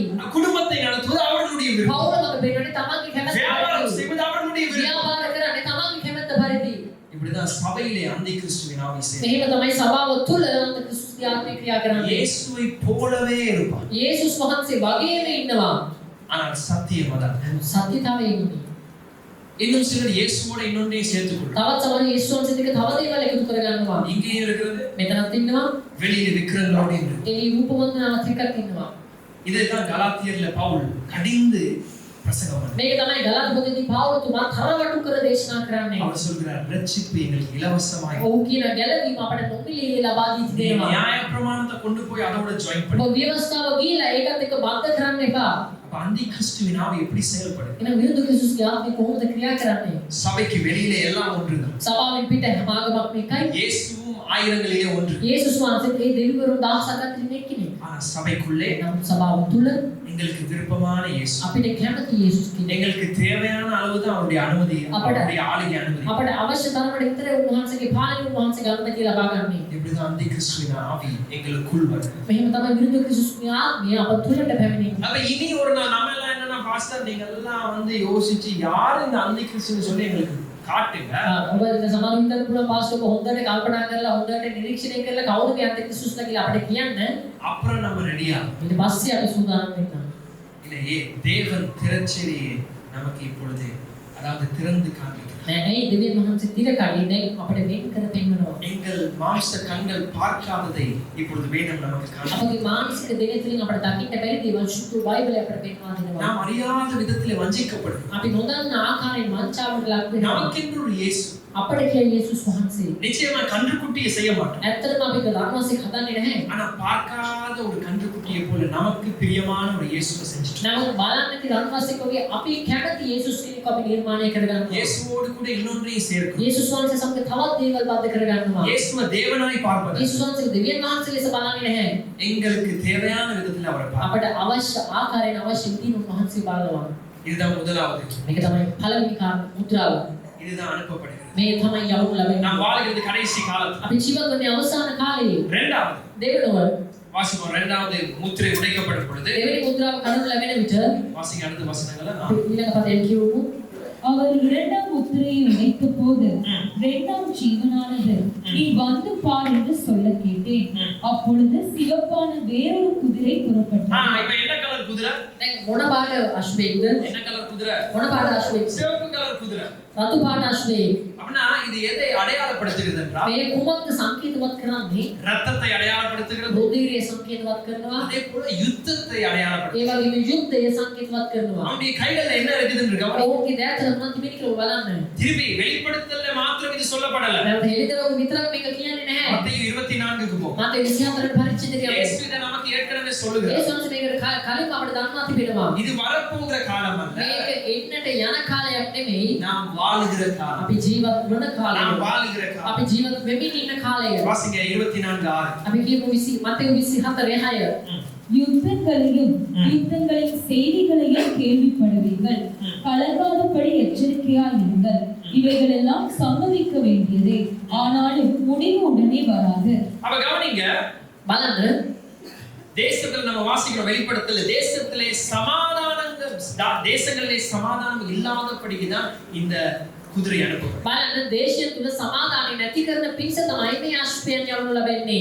அப்ப இன்றைக்கும் பூமியிலே இன்றைக்கும் பல யுத்தங்கள் நடைபெறும். එතකොට අදටත් මේ පොළොවේ ඕ යුද්ධයන් පැවැත්වෙනවා. சமாதான பேச்சுவார்த்தை செய்வதற்கு பலர் முன் வருகிறார்கள். සාම සාකච්ඡා කරන්න බොහෝ දෙනෙක් ඉදිරිපත් වෙනවා. ஆனா இன்றைக்கும் யுத்தம் நடைபெறும். නමුත් අදට යුද්ධයන් පැවැත්වෙනවා. நமக்கு தெரிஞ்சது ஒன்று ரெண்டு தான். අපි දන්නේ 1යි 2යි. சில தேசங்கள் யுத்தம் செய்கிறது. සමහර දේශයන් යුද්ධ කරනවා. எங்களை போல இலங்கை தேசத்திலே தேசமோடால தேசத்துக்குள்ளே யுத்தம் நடைபெறும். අපේ ශ්‍රී ලංකාව වගේ දේශයන් තුල දේශයට විරුද්ධව මේ දේශීය තුල සටන් කරමින් සිටිනවා. இதெல்லாம் யாருடைய ஆவி? මේ කාගේ ආත්මයේද? இந்த இரண்டாவது குதிரை. මේ දෙවෙනි අශ්වය. அது வருவதே பிரிவினையை உண்டு பண்ணும். ඒ පැමිණෙන්නේ විභේදනය ප්‍රභේදය නැති அது කරනවා. வருவதே சமாதானத்தை இழக்கும். ඒ පැමිණෙන්නේ සමාදානය නැති කර දමන්න. இப்ப இது தேசங்களுடைய பார்வையிலே தேசங்கள் சண்டை பிடிப்பது. දැන් මේ අපේ දේශයන් වල පෙනීමේ බලදී දේශයන් සමන් කර இப்ப ගන්නවා. நம்முடைய தேசத்திலே சண்டை இல்ல. அதாவது நான் சொல்றேன் யுத்தம் இல்ல. අපේ දේශයේ දැන් යුද්ධයක් නැහැ. அதனால இவன் ஆளுகை செய்யாமலா இருக்கிறான். ඒ නිසා ඒ ආත්මය පාලනය කරන්න විදිහ තියෙන්නේ. இல்ல இந்த ஆவி இப்ப எப்படி நமக்குள்ளே வருகிறது என்றால் දැන් ඒ ආත්මය කොහොමද අපේ දේශය තුලට එන්නේ කිව්වොත් குடும்பங்களோடு சண்டை. පවුල් අතර නන්දු. சகோதரன் சகோதரியோடு சண்டை. සහෝදර සහෝදරියන් අතර යුද්ධයක්. ஊழியர்களோடு சண்டை. සේවකයන් අතර නන්දු. நம்ம நினைக்கிறோம் யுத்தம் இல்லைன்னு சொல்றோம். අපි හිතනවා යුද්ධයක් නැහැ කියලා. ஆனாலும் அவன் நம்முடைய குடும்பங்களுக்குள்ளே வீடுகளுக்குள்ளே உறவுகளுக்குள்ளே வருகிறான். නමුත් ඒ ආත්මය අපේ පවුල් තුලට අපේ නිවෙස් තුලට අපේ සම්බන්ධකම් තුලට පැමිණෙනවා. நம்ம சொல்லுவோம் தேசம் பாருங்களேன், தேசத்துக்காக நம்ம ஜெபம் பண்றோம், அது எங்களுடைய வேலை. අපි කියන බලන්න අපි දේශුස යාඥා කරන එක අපේ යුතුයකම. ஆமா, நாங்க இயற்கையாகவே மன்னிக்கிறவர்கள் அல்ல. නමුත් අපි ස්වභාවිකව සමාව දෙන අය නෙමෙයි. எங்களுக்கு இருந்து ஏதாவது கொடுனா අපි මොනවා හරි උදුරා ගත්තොත් எப்படி சரி அதை நம்ம திருப்பி கொடுக்கணும். කොහොම හරි මේක අපි නැවත උදුරා ගන්න ඕනේ. அதுதான் தேசங்கள் செய்யும். ඒක තමයි දේශයන් කරන්නේ. ஏமாற்றினா රැවටුවොත් நமக்கு எரிச்சல் உண்டாகும். අපිට තිත්තකමක් ඇති වෙනවා. எங்களுக்கு கோபம் உண்டாகும். අපිට කෝපයක් ඇති වෙනවා. நம்ம ரிவெஞ்ச் பழி வாங்கணும்னு யோசிக்கிறோம். අපි පලි ගන්න උත්සාහ කරනවා. அப்ப தேசங்கள்ல யுத்தம் அது தேசிய விதத்துல. එතකොට දේශයන් ඒ දේශීය වශයෙන් යුද්ධයන් වලට පැටලෙනවා. இந்த குதிரையின் ஆளுகை எங்களுக்குள்ள எப்படி வருது? නමුත් මේ අශ්වයාගේ පාලනය අපගේ තුලට කොහොමද පැමිණෙන්නේ? குடும்பங்களுக்குள்ள பிரிவினை, පවුල් තුල විභේදය, ஊழியர்களுக்குள்ள பிரிவினை, දේව සේවකයන් අතර විභේදය, சபைகளுக்குள்ள பிரிவினை, සභාවන් තුල විභේදය, நண்பர்களுக்குள்ள பிரிவினை. මිතුරන් අතර විභේදය. அப்ப நம்முடைய தேசம் யுத்தம் இல்லாமல் இருக்கலாம். එතකොට අපේ දේශීය යුද්ධයක් නැතිව තිබෙන්න පුළුවන්. ஆனால் அவன் எங்கள் இதயத்தில் என்னத்தை போடுகிறான்? கோபத்தை. නමුත් ඒ පාලනය තුලදී අපගේ හදවත තුල කෝපය දමනවා. இதெல்லாம் என்ன கோபத்தினால உண்டாகும்? මේ හැමදේම කෝපය නිසා තිබෙන දේවල්. சில இடத்துல நம்ம கோபத்துல என்ன செய்றோம்? සමහරවිට අපි කෝපයෙන් මොනවද කරන්නේ? எங்களுக்கு பிரியமானவர்களை நேசிக்கிறவர்களை ஏசுறோம். අපි කැමති අයට අපි වඩිනවා. அந்த நேரத்துல அது கொஞ்சம் நல்லா இருக்கும். ඒ වෙලාවෙදී ටිකක් හොඳට තියෙයි. அதுக்கு பின்பதாக துக்கப்படும். ඊට පස්සේ දුකටපත් වෙනවා. அதுக்கு பின்பதாக நம்ம வேதனைப்படுவோம். ඊට පස්සේ අපි වේදනාවටපත් වෙනවා. அதுக்கு பின்பதாக நமக்கு தெரியும் அந்த கோபத்தை அடக்குவதற்கு ஏசி பிரயோஜனம். ඊට පස්සේ අපි දන්නවා මේ කෝපය අපි යටපත් කරගන්න බැනලා වැඩක් නැහැ කියලා. அப்ப இந்த குதிரையின் ஆளுகை ஒரு மனுஷனுடைய இதயத்துல எப்படி ஆரம்பிக்கிறது? එතකොට මේ අශ්වයාගේ පාලනය මිනිස්සෙක්ගේ ජීවිතය තුළ කොහොමද පටන් ගන්නේ කියලා බලන්න. கோபம். කෝපය. கோபம். කෝපය. யுத்தம் இல்லாமல் இருக்கும். යුද්ධයක් නැතිව තිබෙන්න පුළුවන්. ஆனா மனுஷனுக்குள்ளே கோபத்தை தூண்டுகிறது. අනු මනුෂ්‍යයන් තුළ කෝපය ඇති කරනවා. ஒரு தேசத்துல புதுசா ஒரு கண்டுபிடிப்பு. එක දේශයක අලුත් සොයා ගැනීමක් කර තිබෙනවා. ஒரு மணித்தியாலத்துக்கு 3000 ரூபாய் கொடுத்தா එක පැයකට රුපියල් 3000ක් දුන්නොත් ஒரு ரூமுக்குள்ள போலாமா? එක කාමරයකට යන්න පුළුවන්. அங்க இந்த என்ன சொல்றது, இந்த பலகையில செய்யப்பட்ட நல்ல பொம்மைகள் இருக்கும். ලෑලි වලින් හදපු பொம்மைகள் බෝනිකෝ ඉන්නවා. அந்த போனிக்கோல் வந்து என்னது, உங்களுக்கு பிடிக்காதவர்களுடைய முகத்தை போட்டுடலாம். මේ බෝනිකන්ට ඔබ අකමැතියි මොනවා දාන්න පුළුවන්. ஒரு மணித்தியாலத்துக்கு உங்க கையில ஒரு பெரிய இந்த பேஸ்பால் பேட் இருக்கும். එක පැයකට ඔබ යතේ බේස්බෝල් බැට් එකක් දෙනවා. நல்ல சத்தமா மியூசிக் அந்த ரூமுக்குள்ள இருக்கும். හොඳට සත්තට සින්දු දාලා තියෙනවා. அடி அடின்னு எல்லாத்தையும் அடிச்சு உடைங்க. ඔබට ඕන තරම් ඔබේ කෝපය පහ වෙනකන් ගහ කඩලා දාන්න පුළුවන්. இப்படியும் இன்றைக்கு உலகம் என்ன செய்யுது? මෙහෙම තත් ලෝකෙ කොහොමද කරන්නේ? இந்த குதிரை கொண்டு வருகிற கோபத்தை தீர்க்க මේ நினைக்கிறேன். අශ්වයා ගෙනෙන කෝපය විසඳන්න උත්සාහ කරනවා. எத்தனை பேருக்கு கோபம் வரும்னு நான் கேட்க மாட்டேன். කීදෙනෙක්ට කෝපය එනවාද කියලා මම අහන්නේ නැහැ. சிலருக்கு வீட்ல இருந்து பான் வாங்கிட்டு வர்றதுக்குள்ள யாராவது ஒரு ஆளோட சண்டை. සමහරව ගෙදර ඉඳන් පාන් අරන් එන ඒ කාලය අතරතුර කාත් එක්ක හරි රණ්ඩු. ஆபீஸ்ல இருந்து வீட்டுக்கு வர முன்பதாக 6 பேரோட சண்டை. ඔෆිස් එකේ ඉඳන් ගෙදර එන්නට කලින් 6 දෙනෙක් එක්ක රණ්ඩු. அதாவது இந்த எரிமலை மாதிரி ඒක ගිනි කන්දක් වගේ. கொஞ்சம் தொட்டா போ ටිකක් ඇල්ලුවත් ඇති. பத்தி எரிஞ்சு அப்புறம் அது பிறகு ஒன்றும் இல்லை. ගිනිගෙන ඇවිල්ලා ඉවසෙ මොකුත් නැහැ.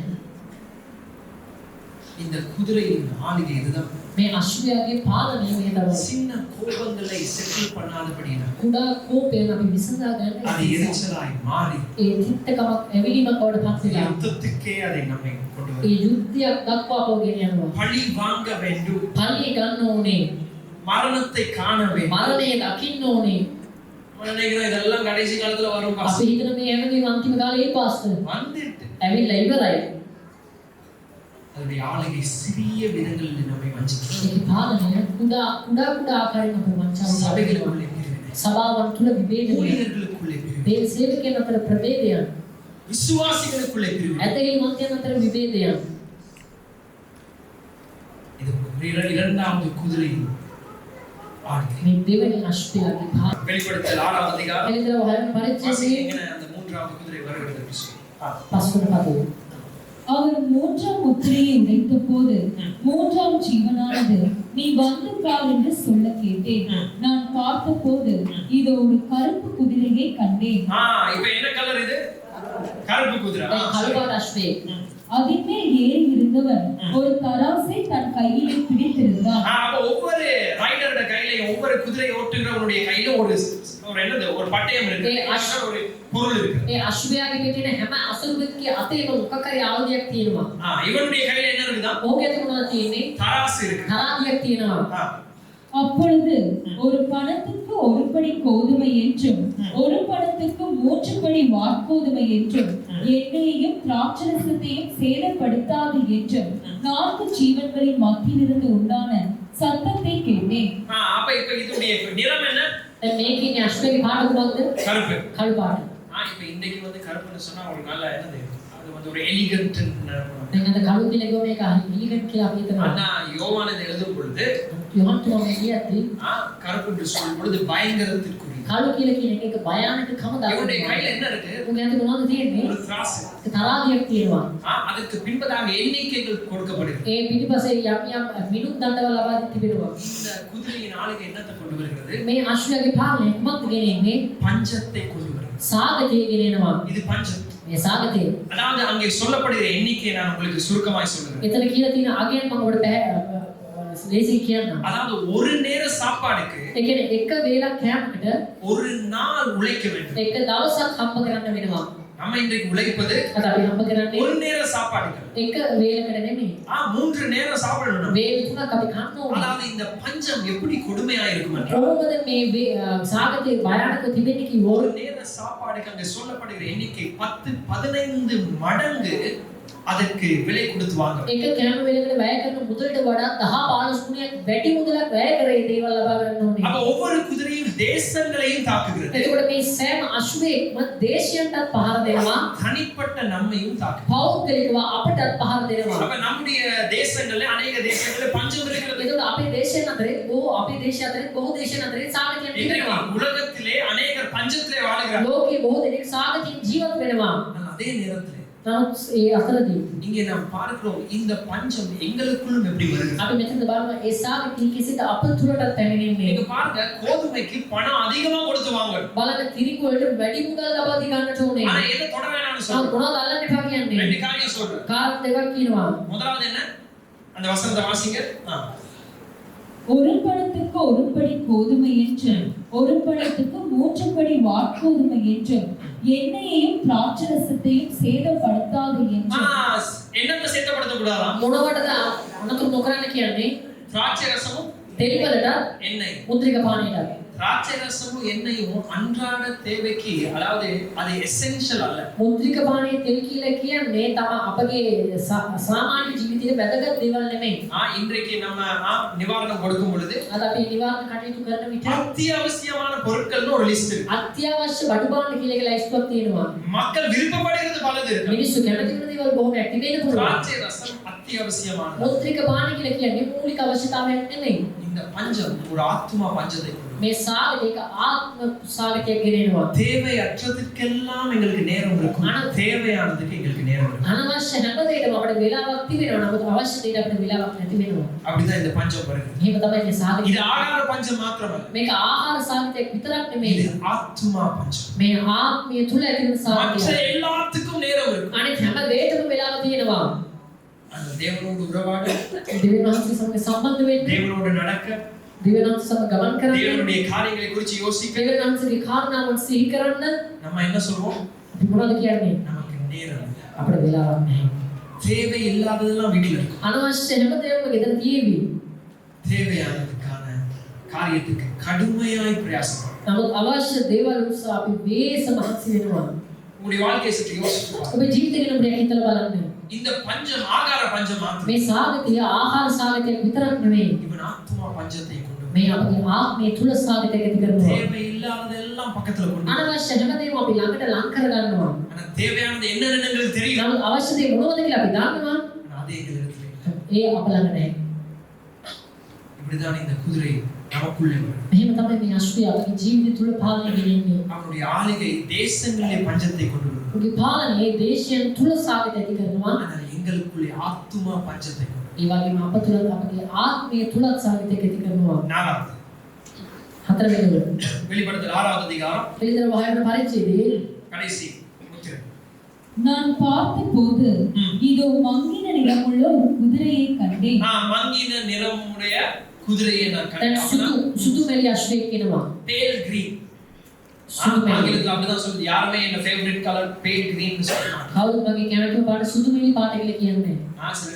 சில இடத்துல ஏதாவது ஒரு வைரஸ் இல்லாட்டி நோய் வந்துச்சுன்னு சொன்னா கண்ட கலர் மாறிடும். මොනවායි වෛරස් එකක් මොකක් හරි භයානක රෝගයක් ආවොත් අපේ දිනෙත් වල පාට වෙනස් சில වෙනවා. இடத்துல சிவப்பா மாறும், சில இடத்துல மஞ்சள் நிறமா. සමහර වෙලාවට රතු පාට වෙනවා, සමහර වෙලාවට කහ පාට වෙනවා. அந்த அந்த அந்த அடையாளத்தை தான் இங்க சொல்றேன். ඒ තමයි මෙතන සංකේතවත් කරන්නේ. ஆனா இந்த நபருக்கு ஒரு பேரும் இருக்கு. නමුත් මේ මිනිස්යාට මේ තනතර නමකුත් තිබෙනවා. அதின்மேல் ஏறி இருந்தவனுக்கு மரணம் என்று பெயர். அவனுடைய பேர் என்ன? ඔහුගේ නම කුමක්ද? மரணம். මාරයා, මරණය. பாதாளம் அவன் பின் சென்றது. அவனுக்கு பின்னுக்கு என்ன வருது? ඔහුගේ පිටපස්සේ මොනවද එන්නේ? பாதாளம் வருது. පාතාල ලෝකේ එනවා. பட்டயத்தினாலும் பஞ்சத்தினாலும் சாவினாலும் பூமியின் துஷ்ட மிருகங்களினாலும் பூமியின் காட்பங்கில் உள்ளவர்களை கொலை செய்யும்படியான அதிகாரம் அவைகளுக்கு கொடுக்கப்பட்டது. அப்ப பூமியிலே ஒரு பங்கு அப்படியே அழிந்து போவதுதான் தேசங்களிலே நடக்கிறதான இந்த அழிவு. පොළොවේ එක කොටසක් විනාශ වී යාම තමයි මේ දේශයන් තුළ සිද්ධ වෙන විනාශය. இதுலதான் ஒன்று கொரோனா வைரஸ். ඒක තමයි එක කොරෝනා වෛරස් එක. அதாவது அதை நாம் பல விதங்களிலே பார்க்கலாம். ඒක අපි බොහෝ විවිධ ආකාරයෙන් බලන්න පුළුවන්. நாம் கேள்விப்படுகிற செய்தி ஒன்று ரெண்டு தான். අපි අපිට අහන්න ලැබෙන ප්‍රවෘත්ති එකක් දෙකක් විතරයි. நில நடுக்கத்துல முழு நகரங்கள் அப்படியே மூடப்பட்டது இருக்கு. භූමිකම්පාවලින් සම්පූර්ණයෙන්ම නගරයක්ම වැසී ගිය තැන් තිබෙනවා. இரண்டாவது மகா யுத்தத்திலே நகரங்கள் ஒரே நேரத்துல அழிந்து போனது. මහා සංග්‍රාමයෙන් මුලින් නගරයෙන් එහෙම විනාශ වෙලා ගිය අවස්ථාවක් තියෙනවා. இதெல்லாம் இந்த குதிரை மரணம் என்கிறதான இவனுடைய வேலை. මේ හැම දේම මායя මේ සුදුමලි අශ්වයාගේ ආත්මය කරන දේවල්. இது தேசங்களுக்குள்ளே உண்டாகிற என்ன சொல்றோம்? வைரஸ் எப்படி சொல்லலாம்? பிளேக்ஸ். தேசங்களுக்குள்ளே உண்டாகிற நோய் என்று வாதைகள் என்று சொல்றோம். දේශය තුළ ඇති වෙන වසංගතයන් කියලා කියන්න පුළුවන්. இது எங்களுக்குள்ள உண்டாகும். මේ අප තුල ඇති වෙනවා. எங்களுடைய சரீரங்களிலே உண்டாகும். අපේ ශරීරය තුල ඇති වෙනවා. இப்ப இதெல்லாம் தேவன் நமக்கு காண்பிக்கிறார். මේ දේ සියලු දෙවියන් අපට පෙන්වා දෙනවා. ஏன் ஆண்டவர் இந்த முத்திரை உடைத்து இதை அனுமதி கொடுக்கிறார்? ඒ දෙවියන් මේ මුද්‍රාව කඩලා අපට අනුමැතිය ලබා நான் දෙන්නේ. சொல்றது நன்றாக මම கவனிச்சு. කියන දේ හොඳින් බලන්න. நியாய தீர்ப்பு என்பது විනිශ්චය කියලා කියන්නේ தேவன் மனுஷன் போக விரும்புகிற வழியிலே அவனை விடுவது. දෙවියන් වහන්සේ මනුෂ්‍යයා තමයි යන්නට කැමති වන මාර්ගයෙන් යන්නට අත්හැරෙන්නේ. நாங்க நினைப்போம் நியாய தீர்ப்புனா ஒரு பெரிய சம்பவம் நடந்தவங்க தான் கடவுள் எங்களை நியாய தீர்க்கிறார். අපි හිතන විනිශ්චය කියලා කියන්නේ මහා සිදුවීමක් වුණාට පස්සේ තමයි දෙවියන් වහන්සේ විනිශ්චය කරන්නේ කියලා. எப்ப நான் என் வழியில போகணும் என்று நாம் நினைக்கும் பொழுது கர்த்தர் எங்களை அனுமதிக்கிறாரோ அப்பொழுது நியாய தீர்ப்பின் காலத்திற்குள்ளே வரும். කවදා අපි අපේ මාර්ගය යන්න ඕන කියලා තීරණය කරාම දෙවියන් වහන්සේ අපව අනුමත කරනවාද ඒ වෙලාවෙම අපි විනිශ්චය තුලට පැමිණෙනවා. பூமி அதன் வழியிலே போகும் பொழுது உண்டாகிற நியாய தீர்ப்பு தான் இது. පොළොවේ මේ මාර්ගය තුලින් යන විට ඇතිවන විනිශ්චය තමයි මෙය. ஆண்டவர் ஹோசியாவுல சொல்கிறார் எப்ராயிமோ அவன் விக்கிரங்களை கட்டி பிடிச்சிட்டான் அப்படியே அவனை விட்டுரு. දෙවියන් වහන්සේ හොසියා පොතේ කියනවා එෆ්‍රායිම් ඒ රූප වන්දනාවන් වැළඳගත්ව අත්හරින්න. ரோமர் முதலாம் அதிகாரத்துல சொல்கிறார் தங்களுடைய இச்சைகளை செய்ய விரும்புகிறார்கள் அப்படியே அவனை விட்டுரு. රෝම පළවෙනි පරිච්ඡේදයේ කියන තමන්ගේ තෘෂ්ණාවන් සතුටු කරන්න කැමති නැවුම අත්හරින්න. அவன் என்ன விரும்பல? ඔව් මට කැමති වන්නේ නැහැ. என் வார்த்தையை விரும்பல. මගේ වචනයට කැමති என் වන්නේ නැහැ. வழிநடத்தல விரும்பல. මගේ මඟ පෙන්වීම කැමති වන්නේ නැහැ. அவன் தன் வழியிலே போக விரும்புகிறான். ඔව් තම තමන්ගේ මාර්ගය ගමන් කරන්න කැමති වෙනවා. எப்ப தேவன் உங்கள் விருப்பத்தின்படி உங்களை நடக்க விடுகிறார் அப்பொழுது நீங்கள் புரிந்து கொள்ளுங்கள் நியாய தீர்ப்புக்குள்ளே வருகிறீர்கள். කවදා දෙවියන් වහන්සේ ඔබේ කැමැත්ත වලට ඔබට ගමන් කරන්න අනුමත කරනවාද ඒ වෙලාවේ ඔබ තේරුම් ගන්න ඒ වෙලාවේ විනිශ්චය තුනට ඔබ පැමිණෙනවා. மனுஷனுக்கு அவன் கண்களுக்கு சரியாய் தோன்றும் ஒரு வழி உண்டு. මනුෂ්‍යයන් තමන්ගේ දෙලෙත් වලට හරි කියලා පෙනෙන මාර්ගයක් තිබෙනවා. ஆனால் அதன் முடிவோ மரணம். ඒකේ අවසානයේ මරණයයි. அதன் முடிவோ மரணம். ඒ අවසානයේ මරණය. அப்ப நியாய தீர்ப்பு என்பது ஒரு சம்பவம் நடந்த பின்பதாக. ඒක විනිශ්චය කියලා කියන්නේ ඒක සිදුවීමක් සිදුනාට පසුව ඇති වෙන දෙයක් නෙමෙයි. வாழ்க்கையில மனம் திரும்புதல் இல்லாமல் வாழ்ந்து கொண்டிருந்தா ජීවිතේ පසුතැවිල්ල නැතිව අපි ජීවත් වෙමින් සිටිනවා නම් நான் நினைக்கிறதை செய்வேன், මම හිතන දේ කරනවා, நான் விருப்பப்படுவதை මම செய்வேன், කැමති වෙන දේ කරනවා, நான் உணர்றதை செய்வேன். මට හැඟෙන දේ කරනවා. அதற்கு தேவன் எப்படி தண்டிக்கிறார்? ඒක දෙවියන් වහන්සේ කොහොමද දඬුවම් කරන්නේ? அவன் அவனுக்கு அந்தந்த பங்கு விழும். ඔවුන්ගේ කොටස් විපාකයේ උඩ இதுதான் அந்த ලැබෙනවා. கடைசி காலம். ඒ තමයි අවසාන කාලය. நியாய தீர்ப்பு என்பது ஒரு கட்டத்துக்கு பின்பதாய் நடப்பது. විනිශ්චය කියලා කියන්නේ ඒක අවධියකට පස්සේ සිදුවෙන දෙයක් නෙමෙයි. எப்பொழுதும் கிருபையிலே வாழ அழைக்கப்பட்ட நாம் මේ වෙන විට කරුණාවෙන් ජීවත් වෙන්න අනුමැතිය කැඳීම ලැබපු අප தேவ சத்தத்தை தூக்கி வீசி, දෙවියන් වහන්සේගේ ශක්තිය විසි කරලා දාලා, தேவ வார்த்தையை தூக்கி வீசி, දෙවියන් වහන්සේගේ වචනේ විසි කරලා දාලා என் வழியிலே நான் நடப்பேன், මම මගේ මාර්ගයේ ගමන් කරනවා. எனக்கு பிரியமானதை நான் செய்வேன். මට කැමති දේ මම කරනවා. கடவுள் அனுமதிக்கிறார். දෙවියන් වහන්සේ අනුමත කරනවා. பெரிய பூகம்பங்களை பார்க்கதை விட அப்படி ஒரு மனுஷனை பார்க்கும் பொழுது அது மிக துக்கம். ලොකු ලොකු භූමිකම්පාවන් බලනකොට වඩා ඒ බඳු මිනිස්සුක දකින්න ඉතාම දුක්සහගතයි. என்னால் அதிலிருந்து தப்பலாம். මන්දන ඒකේ භූමිකම්පාවෙන් බේරෙන්න පුළුවන්. இதிலிருந்து கடவுள் அவர்களுடைய வழிக்கு அவர்களை விட்டால் அவர்களுக்கு முடிவு மிக பயங்கரமாக. නමුත් මේදී දෙවියන් වහන්සේ ඔවුන්ගේ මාර්ගයෙන් ගමන් කරන්නට ඔවුන්ට අනුමැතිය ලබා දුන්නොත් ඒකේ අවසානය ඉතාමත් භයානක වෙයි. ஆண்டவர் சொல்கிறார் அவன் கனியை புசிக்கட்டும். ඔවුන් තම තමන්ගේ ඵල අනුභව කරන இது සේකවා. கர்த்தர் அனுப்புவதல்ல, දෙවියන් වහන්සේ යවන දේවල් නෙමෙයි. அவர் முத்திரை உடைக்கும் பொழுது நமக்கு காண்பிக்கிறார். උන්වහන්සේ මුද්‍රාවන් කන්න විට අපිට පෙන්වනවා. பூமி வாங்கிக் கொள்ளட்டும். පොළව ලබා ගනිත්වා. அவனவன் வழிகளுக்கு தக்கதான பலன் இதுதான். තම තමන්ගේ මාර්ගයට ඔබින සුදුසු ඵල මේවා තමයි. வாசிங்க சங்கீதம் 81வது அதிகாரம் අපි කියමු ගීතාවලිය 81 11வது 12வது வசனம். 11 පදයන්. சங்கீதம் 81 81 වෙනි ගීතිකාවේ 11 12. 11 පදයන්. என் ஜனமோ என் சத்தத்துக்கு செவி கொடுக்கவில்லை, இஸ்ரவேல் என்னை விரும்பவில்லை, ஆகையால் அவர்களை அவர்கள் இருதயத்தின் கடினத்திற்கு விட்டுவிட்டேன். எதற்கு நான் விட்டுவிட்டேன்? කුමකද අත්හැරියේ? நான் ரிலீஸ் பண்ணிட்டேன். මම අත්හැරියා. ஆச்சரியப்பட வேண்டாம். ඔබ පුදුම වෙන්න එපා. கடவுள் எவ்வளவு பெரியவராய் இருந்தார், දෙවියන් වහන්සේ කොතරම් මහා උත්කෘෂ්ඨ වුණාද? இன்றைக்கும் மனுஷர்கள் நரகத்துக்கு போவார். අදටත් මිනිසෙක් නිරේට යනවා. ஏன்? ඇයි? அவன் தன் வழியை அவன் தேர்ந்தெடுக்கட்டும் என்று விடுகிறார். ඔවුන් තම තමන්ගේ මාර්ගයන් තෝරා ගන්න උන්වහන්සේ අනුමත කරනවා. நாம் வாழ்வது கடைசி අපි காலம். ජීවත් වෙන්නේ අවසාන කාලයේ. இதை நாம் அனுபவிக்கும் பொழுதெல்லாம் கர்த்தரோட கோபப்பட முடியாது. අපි මේ දේවල් අත්දකිනකොට දෙවියන් වහන්සේ තමයි කෝපයටපත් වෙන්න නරකයි. நியாய தீர்ப்பு என்பது විනිශ්චය කියලා කියන්නේ ஒன்று நடந்த பின்பதாக அதை நாம் கண்டுபிடிப்பது. ඒකට සිදු වුණායින් පසුව අපි සොයා ගන්න දේ නෙමෙයි. நாம் நம் வழியிலே நடக்கும்படியாக தேவன் நமக்கு அனுமதி கொடுத்தார். අපි අපගේ මාර්ගයෙන් වල ගමන් කරන උන්වහන්සේ අපට අනුමත කරනවා නම් அதை நாம் தேவனிடத்தில் அப்படி ஓட ஆரம்பிச்சிட்டோம். අපි ඒක තෝරාගෙන ඒ අනුව දුවන්න පටන් ගන්නවා නම් நாம் நியாய தீர்ப்புக்குள்ளே வருவோம். අපි මේ ශීඝ්‍රව පැමිණෙනවා. அவனவனுக்கு தக்க பலனை கர்த்தர் அளிக்கிறார். ඔවුන්ට ලැබෙන ඵල උන්වහන්සේ ලබා දෙනවා. இப்ப இதுல யாரு தப்பலாம்? දැන් කවුරුන්ට කාටද මේකෙන් බේරෙන්න පුළුවන්? வாசிங்க அதே அதிகாரம் வெளிப்படுத்தல் 6வது அதிகாரம். අපි හිලිදරවේ 6 වෙනි පරිච්ඡේදයේ இதுல யாராவது ஒருவர் தப்ப முடியுமா? කාටද කෙනෙක්ට මේකෙන් බේරෙන්න පුළුවන්ද? 5வது முத்திரை 6வது முத்திரையை நாம் பார்ப்பதற்கு நமக்கு நேரம் இல்ல. 5 වෙනි සහ 6 වෙනි මුද්‍රාවට බලන්න අපිට වේලාවක් නැහැ. அது இரத்த சாட்சியாய் மரிக்கிறதை குறித்து பேசுகிறது. මේ ලේ සාක්ෂි කරන විදිහට මිය යාමකට සඳහන් වෙලා තිබෙනවා. ஆனால் தேசங்களுக்குள்ளே உலகத்திலே நடக்கிறதான அதாவது நேச்சுரல் இயற்கை அனர்த்தங்களை குறித்து பேசுகிறது. ඊපස්සේ දේශය තුළ මේ පොළොව තුළ සිටින ස්වභාවික විපත් ස්වභාවික ආපදාවක් ගැන කතා කරනවා. இதெல்லாம் ஒரு காலங்களில் நடக்கும். මේ හැමදේම යම් යම් කාලයක වල සිද්ධ වෙනවා. ஆனால் இந்த 4 குதிரையின் ஆளுகை எப்பொழுது நமக்குள்ளே இருக்கும்? නමුත් මේ අශ්වයන් 4 දෙනාගේ පාලනය නිතරම අප තුළ තිබෙනවා. வாசிங்க 6வது அதிகாரம் අපි කියමු 6 වෙනි පරිච්ඡේදයේ 15வது வசனம். 15 වෙනි පදය.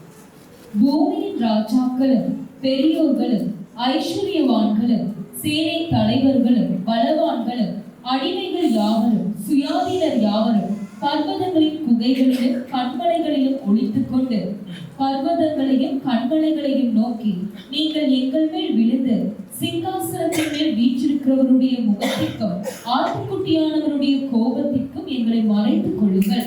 அவருடைய கோபாக்கினியின் மகா நாள் வந்துவிட்டது, யார் நிலை நிற்க கூடும் என்றார்கள். அதான் கேள்வி. அடுத்த கேள்வி. ඒ තමයි ඊළඟ ප්‍රශ්නේ. முதலாவது கேள்வி என்ன? පළවෙනි ප්‍රශ්නේ මොකක්ද? முத்திரையை உடைப்பதற்கு தகுதி உள்ளவர் யார்? මුද්‍රාව කඩන්න සුදුසුසම් කවුරුද? கிறிஸ்து. ක්‍රිස්තුස් වහන්සේ. சிங்காசனத்திலே உட்கார்ந்து இருக்கிறதான ஆட்டுக்குட்டி. සිංහාසනයේ අසුන් සිටින බැටළු බැටවානා. ஆனால் இந்த உபத்திரவ காலத்துல யார் நிலைத்து நிற்க முடியும்? නමුත් මේ පීඩා කාලයේ කාටද ස්ථීර වෙන්නට පුළුවන්? ராஜாக்களால் நிலைக்க முடியுமா? රජවරුන්ට ඉන්න පුළුවන්ද? பிரபுக்களாலே நிலைக்க முடியுமா? ප්‍රභූවරුන්ට ඉන්න පුළුවන්ද? ஞானவான்களினாலே நிலைக்க முடியுமா? ප්‍රඥාවන්තයින් ඉන්න පුළුවන්ද? ஏழைகளினாலே நிலைக்க முடியுமா? ஏழைகளினாலே நிலைக்க முடியுமா? දිවිතන්ට ඉන්න පුළුවන්ද? இல்லை. නැහැ.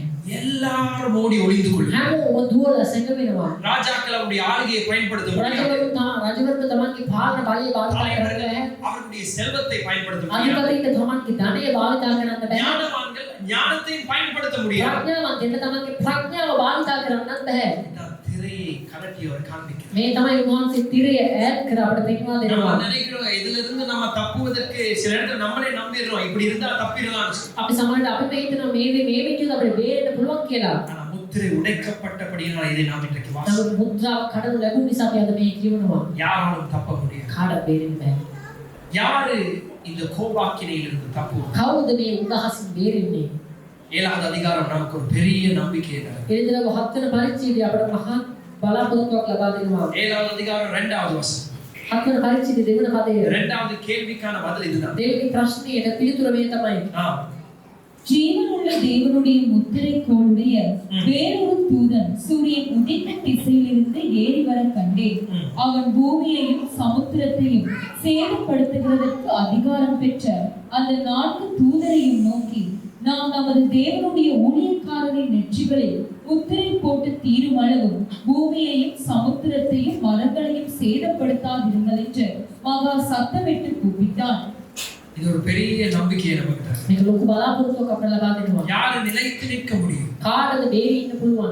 யோவானுக்கு ஒரு செய்தி வருகிறது. යෝහන්තුමාට කණිවිඩයක් පැමිණෙනවා. அவருடைய ஜனம் நிலைத்து நிற்கும். උන්වහන්සේගේ සෙනඟ උන්වහන්සේගේ ජනතාව බේරෙවි. அவருடைய முத்திரையை அணிந்து கொண்ட ஜனம் நிலைத்து நிற்கும். උන්වහන්සේගේ මුද්‍රාව දරමින් සිටින මිනිස්සු බේරෙවි. ஒரு ஆமென் சொல்லுங்க. அதற்கு பின்பதாக நாம் பார்க்கிறோம் 4வது வசனம். ඊට සම්බන්ධ 4 වෙනි පදයේ முத்திரை போடப்பட்டவர்களின் தொகையை சொல்ல கேட்டேன்.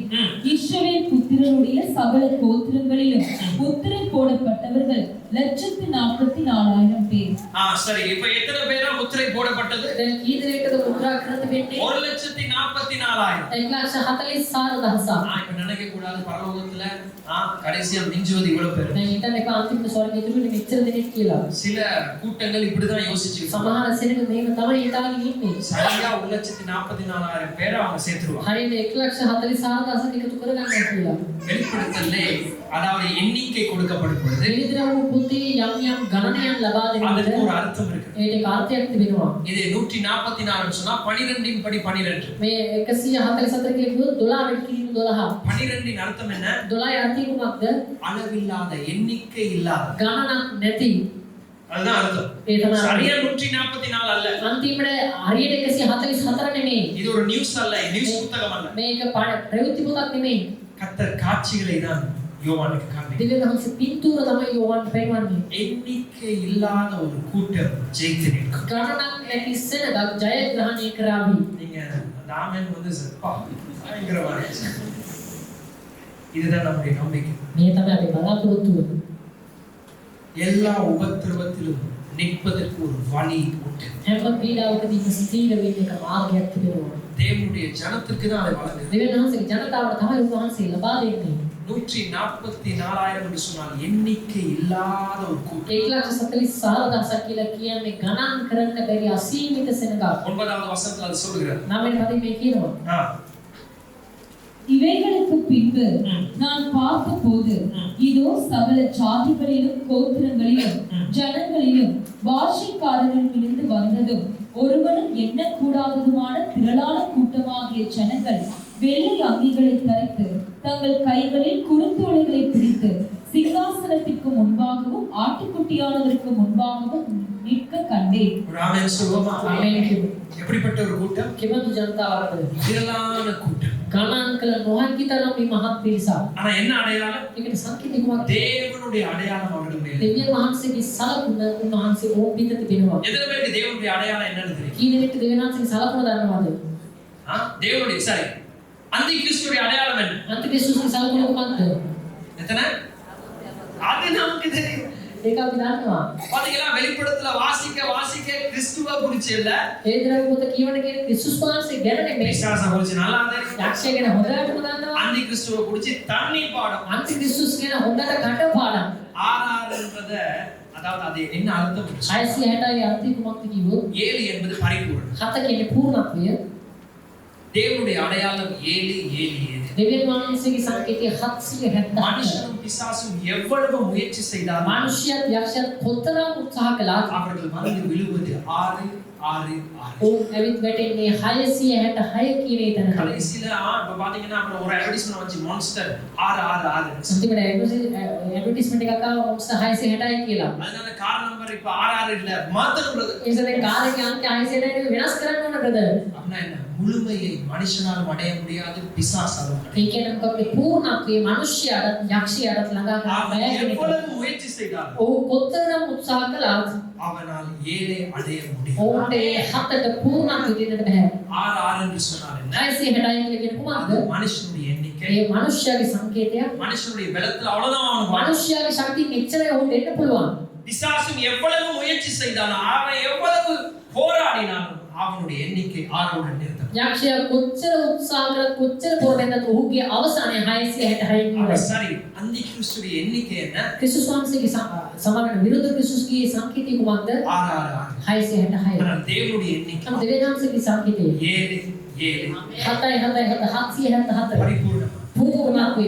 அதனால இத ஒரு நாள் வந்து குத்துவான்னு யோசிச்சு வெயிட் பண்ணிட்டு இருக்காங்க. කවදාද ඇවිල්ලා ඔබේ නළලෙක් මුද්‍රා කරයි කියලා ඔබ බලාගෙන ඉන්න එපා. இப்ப நாம வாழ்வது கடைசி. අපේ ජීවිතේ අවසාන இது කාලේ. போக போக பெருகும், நிச்சயமாய் பெருகும். මේක යන්න යන්න වැඩි වෙනවා අනිවාර්යයෙන් මේක සිද්ධ இது වෙනවා. போக போக அதிகரிக்கும். මේක යන්න යන්න අධික වෙනවා. தேசங்கள்ல அந்தி கிறிஸ்து எழுப்புவார். දේශයන් තුල අන්තික්‍රිස්තුවරු නැගිටිනවා. அது உண்மை. ඒක ඇත්තක්.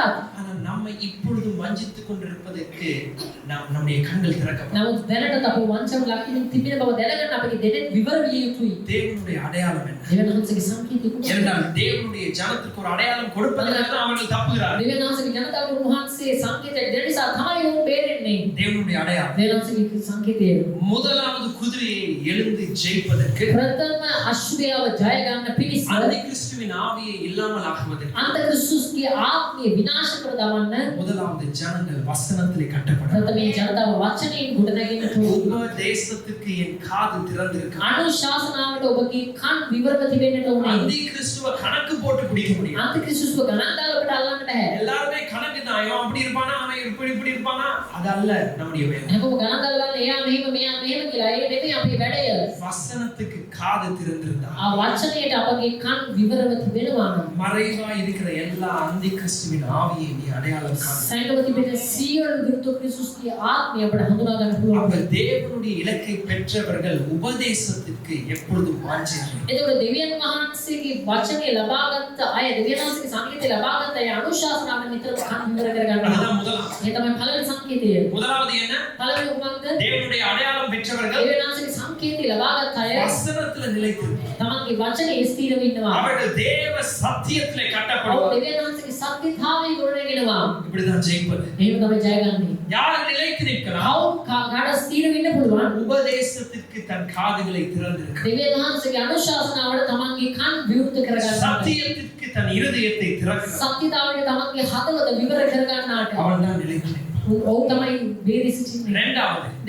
இரண்டாவது குதிரை கொண்டு வருகிற கோபம், எரிச்சல், போராட்டம், யுத்தத்துக்கு எல்லாம் தேவனுடைய அடையாளம் என்ன? දෙවියන් අශ්මියාගෙන එන ඇවිලීමේ කෝපේ යුද්ධයන් වලට දෙවියන් වහන්සේගේ සංකේතය කුමක්ද? ஆவிக்குரிய ஐக்கியம். ආත්මික සහභාගීකම. ஆவிக்குரிய ஐக்கியம். ආත්මික ஐக்கியතාවය. சபையோடு ஐக்கியப்படுதல். සභාව සමග සහභාගීකම. இதுதான் தேவனுடைய அடையாளம். මේ තමයි දෙවියන් වහන්සේගේ සංකේතය. ஆவிக்குரிய நட்பு இருக்கிறது. ආත්මික මිත්‍රත්වයක් තිබෙනවා. சீஷத்துவம் நமக்கு இருக்கிறது. ශ්‍රාවකත්වය අපිට තිබෙනවා. ஒருவரோடு ஒருவர் நாம் பழகுகிறோம். එකිනෙකා සමග අපි සම්බන්ධ වෙනවා ආශ්‍රය කරනවා. எல்லாரும் தனிமையாகவே சிலர் நான் சந்திக்கும் பொழுது அவங்க எனக்கு எக்ஸ்பிளனேஷன் தருவாங்க ஏன் சபைக்கு வரல. සමහරව මම අපිට ඕකට පැහැදිලි කරනවා ඇයි සභාවට එන්නේ නැත්තේ කියලා. நான் சில இடத்துல பேசும்படியாக விடுவேன். මම සමහරවිට කතා කරන්නේ නාටි උදාහරණයක්. அவங்க சொல்றாங்க ஒதுங்கியே இருந்து. ඕන් කියන අපි අයින් වෙලාම ඉන්න එක හොඳයි. வந்தா பிரச்சனை. අපි ආව ප්‍රශ්න. நம்ம நின்றா பிரச்சனை. අපි හිතුවත් ප්‍රශ්න. இப்படிப்பட்ட ஆட்களுக்கு நான் சொல்லக்கூடிய ஒரு காரியம். එහෙම අයට මම කියන්න ඕන එක දෙයක්. அப்படி வாழ முடியாது. ඒක ජීවත් වෙන්න බෑ. அப்படி வாழவும் அழைக்கப்படவில்லை. ඒක ජීවත් වෙන්න ඔබ කැඳවීම ලබලත් නැහැ. அப்படின்னா நாம் தனித்தனியாக ஒரு தீவுல போய் வாழ்ந்துருக்கோம். එහෙනම් අපි තනි තනි මේක දූපතට වෙලා ජීවත් වෙන්න පුළුවන්. கடவுள் ஐக்கியத்தை தருகிறார். දෙවියන් වහන්සේ සහභාගීකම ලබා දෙනවා. இந்த கோபம், இந்த எரிச்சல், இந்த மன்னிக்க முடியாத தன்மை, இந்த பழி வாங்குவதை எப்படி இல்லாமல் ஆக்குறார் என்றால் சபை ஐக்கியத்துக்குள்ளே මේ කෝපය, මේ සමාව දීම, මේ පරිගැනීම, තිත්තකමේ චේතනාව දෙවියන් වහන්සේ කොහොමද ජයගත්ත බලන්නේ සභාවත් සමග ஐக்கியතාවයේ. இந்த அடையாளங்கள் நமக்குள்ளே காணப்படுகிறது. මේ සංකේතය අපිට තිබෙනවා. தேவனுடைய அடையாளம். දෙවියන් වහන්සේගේ සංකේතය. உபதேசத்துக்கு என் காதுகள் திறந்து. අනුශාසනාවට ඔබගේ කන් විවර වී வசனத்தை நான் வாஞ்சிக்கிறேன். වචනයට මම පිපාස වෙනවා. நான் விரும்புகிற இயேசு அல்ல. මම කැමති යේසුස් වහන්සේ නෙමෙයි. வேதம் வெளிப்படுத்துகிற இயேசு. බයිබලයේ අපිට හෙළිදරව් කරන යේසුස් වහන්සේ. ஆமென் சொல்லுவோம். ආමේන් කියමු. மூன்றாவது குதிரை என்னத்தை கொண்டு வருகிறது? තුන්වෙනි අශ්වය මොනවද ගෙනෙන්නේ? பஞ்சத்தை கொண்டு வருகிறது. සාගතය ගෙනෙනවා. இதற்கு நாம் என்ன செய்ய வேண்டும்? මේක මොකද කළ යුත්තේ? ஆத்மா பஞ்சத்திலிருந்து தப்புவதற்கு ආත්මයේ සාගතිය අපි ජය ගන්නට நாம் களி கூர்ந்து கொடுக்கிறவராய் இருக்கணும். අපි ප්‍රීතිය ලබා දෙන වෙලට ඕනේ. இதெல்லாம் தேவனுடைய மனுஷர்களுக்கு தேவன் கொடுக்கிற அடையாளம். මේ සියලු දෙවියන් වහන්සේගේ මනුෂ්‍ය දෙවියන් වහන්සේ ලබා දෙන සංකේතයන්. பணத்தை கொடுங்க, මුදල් ලබා දෙන්න, நேரத்தை கொடுங்க, වේලාව ලබා දෙන්න, தாளந்தை கொடுங்க, ඔබගේ ඵලෙට දෙන්න, உங்கள் பிள்ளைகளை கொடுங்க. ඔබගේ දරුවන් දෙන්න. உங்களுக்கு தேவன் கொடுத்திருக்கிறதை கொடுங்க. ඔබට දෙවියන් වහන්සේ ලබා දී තිබෙන දේ ඔබ දෙන්න. எந்த பஞ்சத்திலிருந்து நமக்கு அதாவது தப்புவதற்கு සාගතින් අපිට බේරෙන්න சேர்த்து வைப்பதை தான் உலகம் சொல்றது. අපි එකතු කරලා තියාගන්න ඕනේ කියලා තමයි ලෝකේ කියන්නේ. ஆனா வேதம் நமக்கு கற்றுக் බයිබලය අපිට උගන්වා දෙනවා. நீ வாங்குவதை பார்க்க, ඔබ ගන්න දේට වඩා நீ கொடு, நீ கொடு. ලබා දෙන්න. இதுதான் தேவனுடைய ராஜ்யத்தில் நமக்கு போடப்படுகிற මේක அடையாளம். දෙවියන් වහන්සේගේ රාජ්‍යය තුල අපිට ලබා දෙන සංකේතය. சத்தியத்திலே கட்டப்படுது. සත්‍යතාවයෙන් ගොඩනගෙන්න. சபை ஐக்கியத்துக்குள்ளே வர. සභාවේ සහභාගීකමෙන් ගොඩනගෙන්න. நாம் நேரம், நம்முடைய காலம், நம்முடைய தாளந்தை நாம் இலவசமாய் கொடுக்க. අපේ වේලාව, අපේ කාලය, අපේ තලෙන්තු, අපේ සම්පත් නොමිලේ ලබා දීම. நாலாவது நமக்குள்ளே வருகிற வியாதி, நமக்குள்ளே வருகிறதான எல்லா விதமான எப்படி சொல்லலாம் கொள்ளை நோய்க்கு හතරවෙනිව අපතුලට පැමිණෙන රෝගයන්, වසංගතයන් எதிர்த்து போராடுவது. ඊට විරුද්ධ වෙන්න. நாலாவதான அடையாளம் என்ன? හතරවෙනි සංකේතය කුමක්ද? ஊக்கமான ஜெபம். ඕනෑකමින් කරන යාඥාව. விசுவாசம் நிறைந்த ஜெபம். ඇදහිල්ල පිරි යාඥාව. ஆமென் சொல்லுவோம். ஆமென். இதுதான் அடையாளம். මේ තමයි සංකේතය. யாரு தப்பலாம்? කාටද බේරෙන්න පුළුවන්? ஒரு கூட்டம் தப்பலாம். එකසෙනකක් බේරුවා. தேவனுடைய அடையாளத்தை பெற்ற ஒரு கூட்டம். දෙවියන් වහන්සේගේ සංකේත සලකුණු ලබාගත් සෙනඟ. இதான் ரெண்டு கேள்வி. වෙනම ප්‍රශ්න දෙක. முத்திரையை யார் உடைக்கலாம்? කවුරු මුද්‍රාව කඩන්නේ? கிறிஸ்து. ක්‍රිස්තුස් වහන්සේ. அவர் மாத்திரமே இதற்கு தகுதி. උන්වහන්සේ පමණයි මේක සුදුස්සාන. அவர் எங்களை ஞாபகப்படுத்துகிறார். උන්වහන්සේ මතක් කර දෙනවා. பூமி எவ்வளவு அசைந்தாலும் පොළොව කොතරම් සෙලවුණත් நான் நான் சிங்காசனத்தில் இருக்கிறேன் என்பதை மறந்து விட මම සිංහාසනයේ මත වැඩ සිටින බව අමතක කරන්න එපා. நான் தான் முத்திரை உடைத்து நான் அனுமதி கொடுக்கிறேன் என்பதை மறந்து விட வேண்டும். මම තමයි මුද්‍රා කඩ අනුමැතිය ලබා දෙන්නේ කියන එක අමතක කරන්න එපා. இது யார்? මේ කවුද? நமக்காக நியாய பிரமாணத்தை பணிக்கோ நியாய தீர்ப்பை அனுப்புகிறவர் அல்ல. අපෝදසා විනිශ්චය යවන උන්වහන්සේ නෙමෙයි. நியாய தீர்ப்புக்குள்ளே வந்தவர் அவர். විනිශ්චය තුලට පැමිණි අපෝදසා වහන්සේ තමයි. இது அடிக்கப்பட்ட ஆட்டுக்குட்டி. කසරේ බැටු පැටවා. சிலுவையிலே இதைவிட பயங்கரமான நியாய தீர்ப்பை அவர் சுமந்தார். අපට වඩා භයානක විනිශ්චය උන්වහන්සේ කුරුසියේදී උසුලා ගත්තා. ஓ எவ்வளவு அழகான தேவன். කොතරම් අලංකාර දෙවි කෙනෙක්ද? எவ்வளவு ஒரு உன்னதமான தேவன். කොතරම් උත්කෘෂ්ඨ දෙවි කෙනෙක්ද? இவர் அடிக்கப்பட்டும் උන්වහන්සේ මරණ ලබා ஆளுகை செய்தார். இவர் காயப்பட்டு උන්වහන්සේ තුවාල විඳලා அவர் ஜெயித்தார். උන්වහන්සේ ජය ගත්තා. ஆமென் சொல்லுவோம். அதனால இது எங்களுக்கு பயத்தை கொண்டு வரலாம். එතකොට මේ අපිට බයක් ඇති කරන්න පුළුවන්. இதை விட நாம் பயப்பட வேண்டியது என்ன? නමුත් මීට වඩා අපිට බය විය යුත්තේ කුමකටද? நித்திய காலமாய் தேவனிடத்திலிருந்து பிரிந்து வாழ். සදා කාලිකවම දෙවියන් වහන්සේගෙන් වෙන්ව ජීවත් වෙන්න. அவர் அடிக்கப்பட்டபடியினாலே උන්වහන්සේ මරණ ලැබුණ නිසා எனக்கு தேவன் ரட்சிப்பை தந்தார். මට දෙවියන් වහන්සේ ගැලවීම දුන්නා. ஒரு ஆமென் சொல்லுவோம். ආමේන් කියමු. இரண்டாவது யார் இதற்கு தப்பலாம்? දෙවියන් කාටද මේකෙන් බේරෙන්න පුළුවන්? தேவனுடைய ஜனம். දෙවියන් වහන්සේ ගැලවීම. ராஜாக்கள் ஒளிவார்கள், රජවරුන් හැංගේවි. பிரபுக்கள் ஒளிவார்கள். අධිපතිවරුන් හැංගේවි. எவ்வளவு செல்வந்தம் சேர்த்தாலும் எவ்வளவு ஞானம் என்ன டெக்னாலஜி உலகத்துல வந்தாலும் இந்த நியாய தீர்ப்பிலே அவர்கள் தப்ப කොතරම් ධන සම්පත්තිය ප්‍රඥාව තාක්ෂණික ලෝකෙ තිබුණත් මේ විනිශ්චයෙන් උන්ට බේරෙන්නට බෑ. அதை தள்ளி போடலாம். ඒක තල්ලු කළා දාන්න පුළුවන්. இல்ல ஒரு கூட்டத்தை தப்ப வைக்கலாம். නැත්නම් එකසෙනක බේරවන්න පුළුවන්. ஆனால் தேவ அடையாளம் இருக்கிற ஒவ்வொருவரும் தப்புவார். නම් දෙවියන් වහන්සේගේ සංකේත සලකුණු තිබෙන සෑම කෙනෙක්ම බේරනු ලැබෙනවා. ஆமென் சொல்லுவோம். ආමේන් කියමු. தேவனுடைய அடையாளம் என்றால் என்ன? දෙවියන් වහන්සේගේ සලකුණු කුමක්ද? யாரை நீங்கள் தொழுது கொள்கிறீர்கள்? කාටද නමස්කාර කරන්නේ? யாரை நீங்கள் நம்புகிறீர்கள்? කාටද විශ්වාස කරන්නේ? நீங்கள் யாருக்கு கீழ்ப்படிகிறீர்கள்? කාටද යටහත් වෙන්නේ? இதான் அந்த மூன்று கேள்வி. මේ තමයි මේ ප්‍රශ්නයන් තුන. தேவனை நம்புகிறீர்களா? දෙවියන් වහන්සේ විශ්වාස කරනවාද? இயேசுவுக்கு கீழ்ப்படிகிறீர்களா? යේසුස් වහන්සේ කීකරු වෙනවාද? இல்லாவிட்டால் உலகத்துக்கு கீழ்ப்படிகிறீர்களா? නැතිනම් ලෝකයට කීකරු இல்லாட்டி වෙනවාද? உங்களுக்கு நீங்கள் கீழ்ப்படிகிறீர்கள். නැතිනම් ඔබට ඔබ කීකරු වෙනවාද? அதுதான் அந்த கிறிஸ்துவின் அடையாளம். ඒ තමයි අන්තික්‍රිස්තුස්ගේ සංකේතය. தேவனுக்கு கீழ்ப்படிந்து දෙවියන් වහන්සේ යටහත් වෙ தேவனை ஆராதித்து දෙවියන් වහන්සේට නමස්කාර කර தேவனை நேசிக்கிற දෙවියන් වහන්සේට ප්‍රේම කරන්න அவர்கள் தப்புவார்கள். ඔවුන් බේරෙනවා. அவர்களுடைய வாயில என்ன தெரியுமா இருக்கு? ඔවුන්ගේ මුඛයේ මොනවද දන්නවද තියෙන්නේ? இந்த வெளிப்படுத்தல் ஒரு பெரிய ஒரு புத்தகமான பெரிய புத்தகம் அல்ல, எப்படி சொல்லலாம், ஒரு பெரிய ரகசியத்தை வெளிப்படுத்துன்னு நினைக்கிறேன். මේ එදිරව උපද මහා රහසක් අපේ එදිරව කරනවා කියලා අපි හිතනවා. எஸ், ஒரு பெரிய ரகசியம். ඒක ලොකු රහසක්. எல்லா துன்பத்தின் நடுவிலும் தேவ ஜனம் பாடுகிறது. සෑම පීඩාවක් මැදදීම දේව ජනතාව ගායනා කරනවා. நம்ம நினைக்கிறோம் சும்மா பாட்டுனா சும்மா சாதாரணம். අපි හිතනවා ගායනා කරන්නේ නිකන් ගායනා කරනවා කියලා. நினைக்கிற ஆராதனை சும்மா அந்த முதல் 15 நிமிஷம் அவங்க ஏதாவது செய்யணும், நம்ம கணக்கு வருவோம். අපි හිතන නමස්කාරයේ පළවෙනි විනාඩි 15 මොනවාරි කරමුද ඊට පස්සේ අපි එකතු වෙන්නම් කියලා. எல்லா உபத்திரவத்தின் நடுவிலும் தேவ ஜனத்தின் அடையாளம் பாடுவார். හැම පීඩාවක් මැදින් දේව ජනතාවගේ සනමන ගායනා කරනවා. அவர்கள் துதிப்பார்கள். ප්‍රශංසා කරනවා. அவர்களுடைய நாவிலே ஓயாத தேவ ஆராதனை. ඔවුන්ගේ මුඛයේ වෙන්න නැති ප්‍රශංසාවක් තිබෙනවා. இதைத்தான் நாம் வாசிக்கிறோம். මේ තමයි කියවන්නේ. 5வது அதிகாரம், 7வது அதிகாரம், 6வது அதிகாரம். පස්වෙනි පරිච්ඡේදය, 6වෙනි පරිච්ඡේදය, 7වෙනි පරිච්ඡේදය. ஞானம், கனம், ஐஸ்வர்யம் தேவனுக்கு உண்டு. ප්‍රඥාව, ධන සම්පත්තිය, ஐශ්වර්ය උන්වහන්සේගේය. ஒரு ஆமென் சொல்லுவோம். ஆமென். ஆனால் எல்லா உபத்திரவத்திலும் பாடக்கூடியவர்கள் தேவனுடைய அடையாளத்தை பெற்றவர். ඒ නිසා හැම පීඩාවකම ගායනා කරන්න පුළුවන් ඒ දෙවියන් වහන්සේගේ සලකුණ ලැබුවා අය. ஒரு ஆமென் சொல்லுவோம். ආමේන් කියමු. 18வது நூற்றாண்டிலே ஒரு சம்பவம் நடந்தது. දාන විසීමසේ ඒක සිදුවීමක් වුණා. ஹொரேஷியோ ஸ்பாஃபர்ட் என்கிறவர், அதாவது அவர் ஒரு லாயர். ඒ පුද්ගලයා නම් සමාන කරපු පුද්ගලයාගේ නීතිපතියෙක්. சிகாகோ பட்டணத்துல ஒரு பெரிய, அதாவது ஒரு விபத்து உண்டாகிச்சு. චිකාගෝ නුවර ලොකු අනතුරක් සිදු වුණා.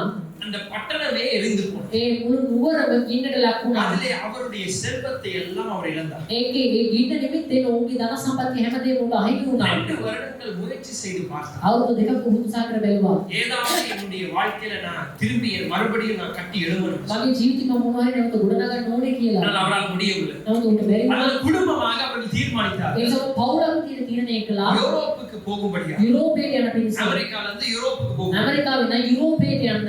அவர்கள் பிரயாணத்துக்கு ஆயத்தப்பட்ட போது ඔවුන් ඒ ගමනට සූදානම් වන විට அவருடைய மனைவி, அவருடைய 4 மகன்மார் தான் அந்த முதலாவது பிரயாணத்துல போனாங்க. அவங்களுக்கு போக கிடைக்கும். ඔහුගේ භාර්යාව සහ ඔහුගේ දරුවන් අතර දෙනා තමයි පළවෙනි නිගමන ගියේ. ඔහුට යන්නට බැරි වුණා. அந்த காலத்துல ஃளைட் இல்ல, அதனால கப்பல்ல தான் அவர்கள் போக வேண்டும். அநேக நாட்கள் எடுக்கும். ඒ කාලේ ගුවන් යානනේ නෞකාවලින් තමයි යන්නේ. ඒ නිසා බොහෝ කාලයක් ගත වෙනවා.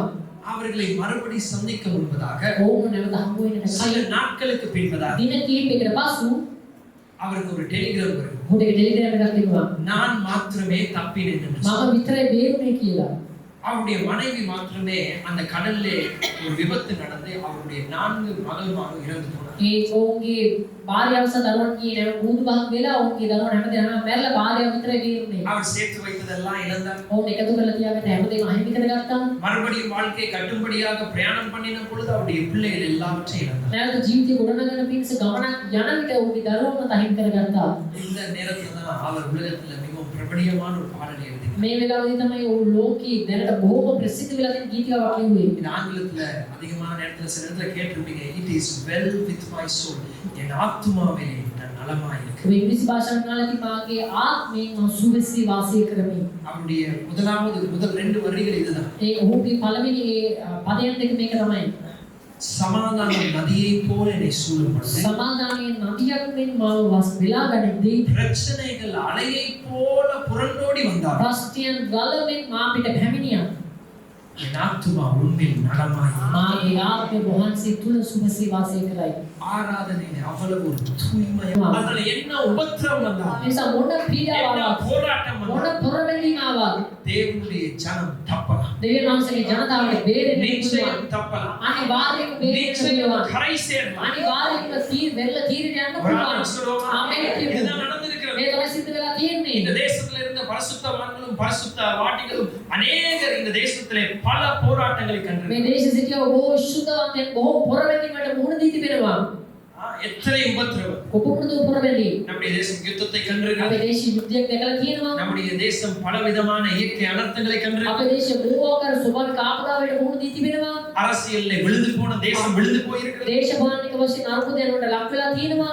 இப்படி பல போராட்டங்கள். එසේ බොහෝ පොරවැළී. ஆனாலும் நாம் தப்புவதற்கு ஒரு வழி இருக்கு. නමුත් අපිට බේරෙන්න එක මාර්ගයක් තිබෙනවා. நாம் எழும்புவதற்கு ஒரு வழி இருக்கு. අපිට නැවත නැගිටින්න එක මාර්ගයක් තිබෙනවා. இவ்வளவு போராட்டங்கள் மனுஷனுக்குள்ளே வந்தால் මෙච්චර පොරවැළි මිනිස්යන් තුලට ආවත් தேவனால் அடையாளம் பண்ணப்பட்டவர்கள் பாடிக்கொண்டே දෙවියන් වහන්සේ සිතුත්‍රාගම් ලැබුණා ගායනා කරමින් සිටිනවා. ஒரு ஆமென் சொல்லுவோம். ආමේන් කියමු. உபதேசத்திலே கட்டப்படும் අනුශාසනාවෙන් ගොඩනැගෙන්න. சபை ஐக்கியம் உங்களுக்கு ஒரு பெரிய பாதுகாப்பு. සභාවේ සහභාගීකම ඔබට ලොකු ආරක්ෂාවක්. மூன்றாவது, තුන්වෙනිව உங்களுடைய வாழ்க்கையிலே காணப்படுகிறதான எல்லா பஞ்சத்திற்கும் நீங்கள் உங்களுக்காக அல்ல மற்றவர்களுக்காக வாழ பழகுங்கள். ඔබගේ ජීවිතේ දක්නට ලැබෙන හැම සාගතයක්ම ඔබ උත්සාහයෙන් අනිත් අය උත්සාහ ජීවිතේ நேரத்தை கொடுங்க. වේලාව දෙන්න. மற்றவர்களை விசாரிங்க. අනිත් අය විමසන්න. மற்றவர்களை குறித்து அறிந்து கொள்ளுங்கள். අනිත් අය ගැන දැනගන්න. இப்ப நான் சொன்னேன் ஒரு 4 பேர்களை எழுதி வைத்து யாருக்கு சுவிசேஷம் சொல்லலாம் என்று நீங்கள் அதை குறித்து யோசி. මන්ක නම් කීපයක ඔබේ කාර්යපතිල කාට සුභාරංචි කියන පුළුවන් කියලා ඔබ ඒක ගැන කල්පනා කරන්න. பக்கத்து வீட்டு ரட்சிக்கப்படணும்னு சொல்றீங்க. ළඟේ අසල්වාසිය ගෙලවල වන්න ඕනේ இந்த කියනවා. நபரோட பேர் சரி தெரியுமா? මම ඔවුන්ගේ නම ඔබ දන්නවාද? எழுதி பக்கத்து ஒரு ஆளை பாரு, பக்கத்து வீட்டால் ரட்சிக்கப்படும். ඔබ ඊළඟ ඇත්තේ අසල්වාසි කෙනා ගෙලවල වන්න ඕනේ.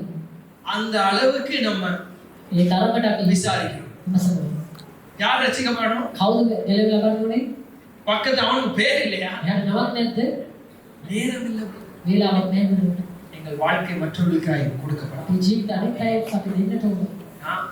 வேலை செய்கிற இடங்களில் எல்லாம் நாங்க போய் தனியா எங்களுடைய குரூப்போடயே சாப்பிட்டு லஞ்ச் டைம்ல போயிடுறது. වැඩ කරන තැන්වලදී අපි අපේ කණ්ඩායම එක්ක විතරක් ලන්ච් ටයිම් එකේ කෑම කාලේ යන්නේ ஒரு නෙවෙයි. வாரத்துல 21 முறை சாப்பிடுறீங்க. அதாவது ஒரு நாளைக்கு 3 முறை சாப்பிட்டா 21 முறை சாப்பிடுறீங்க. එක සතියකට එක තුන් වේලක් කෑවොත් සතියකට 21 වතාවක් ඔබ කෑම කනවා.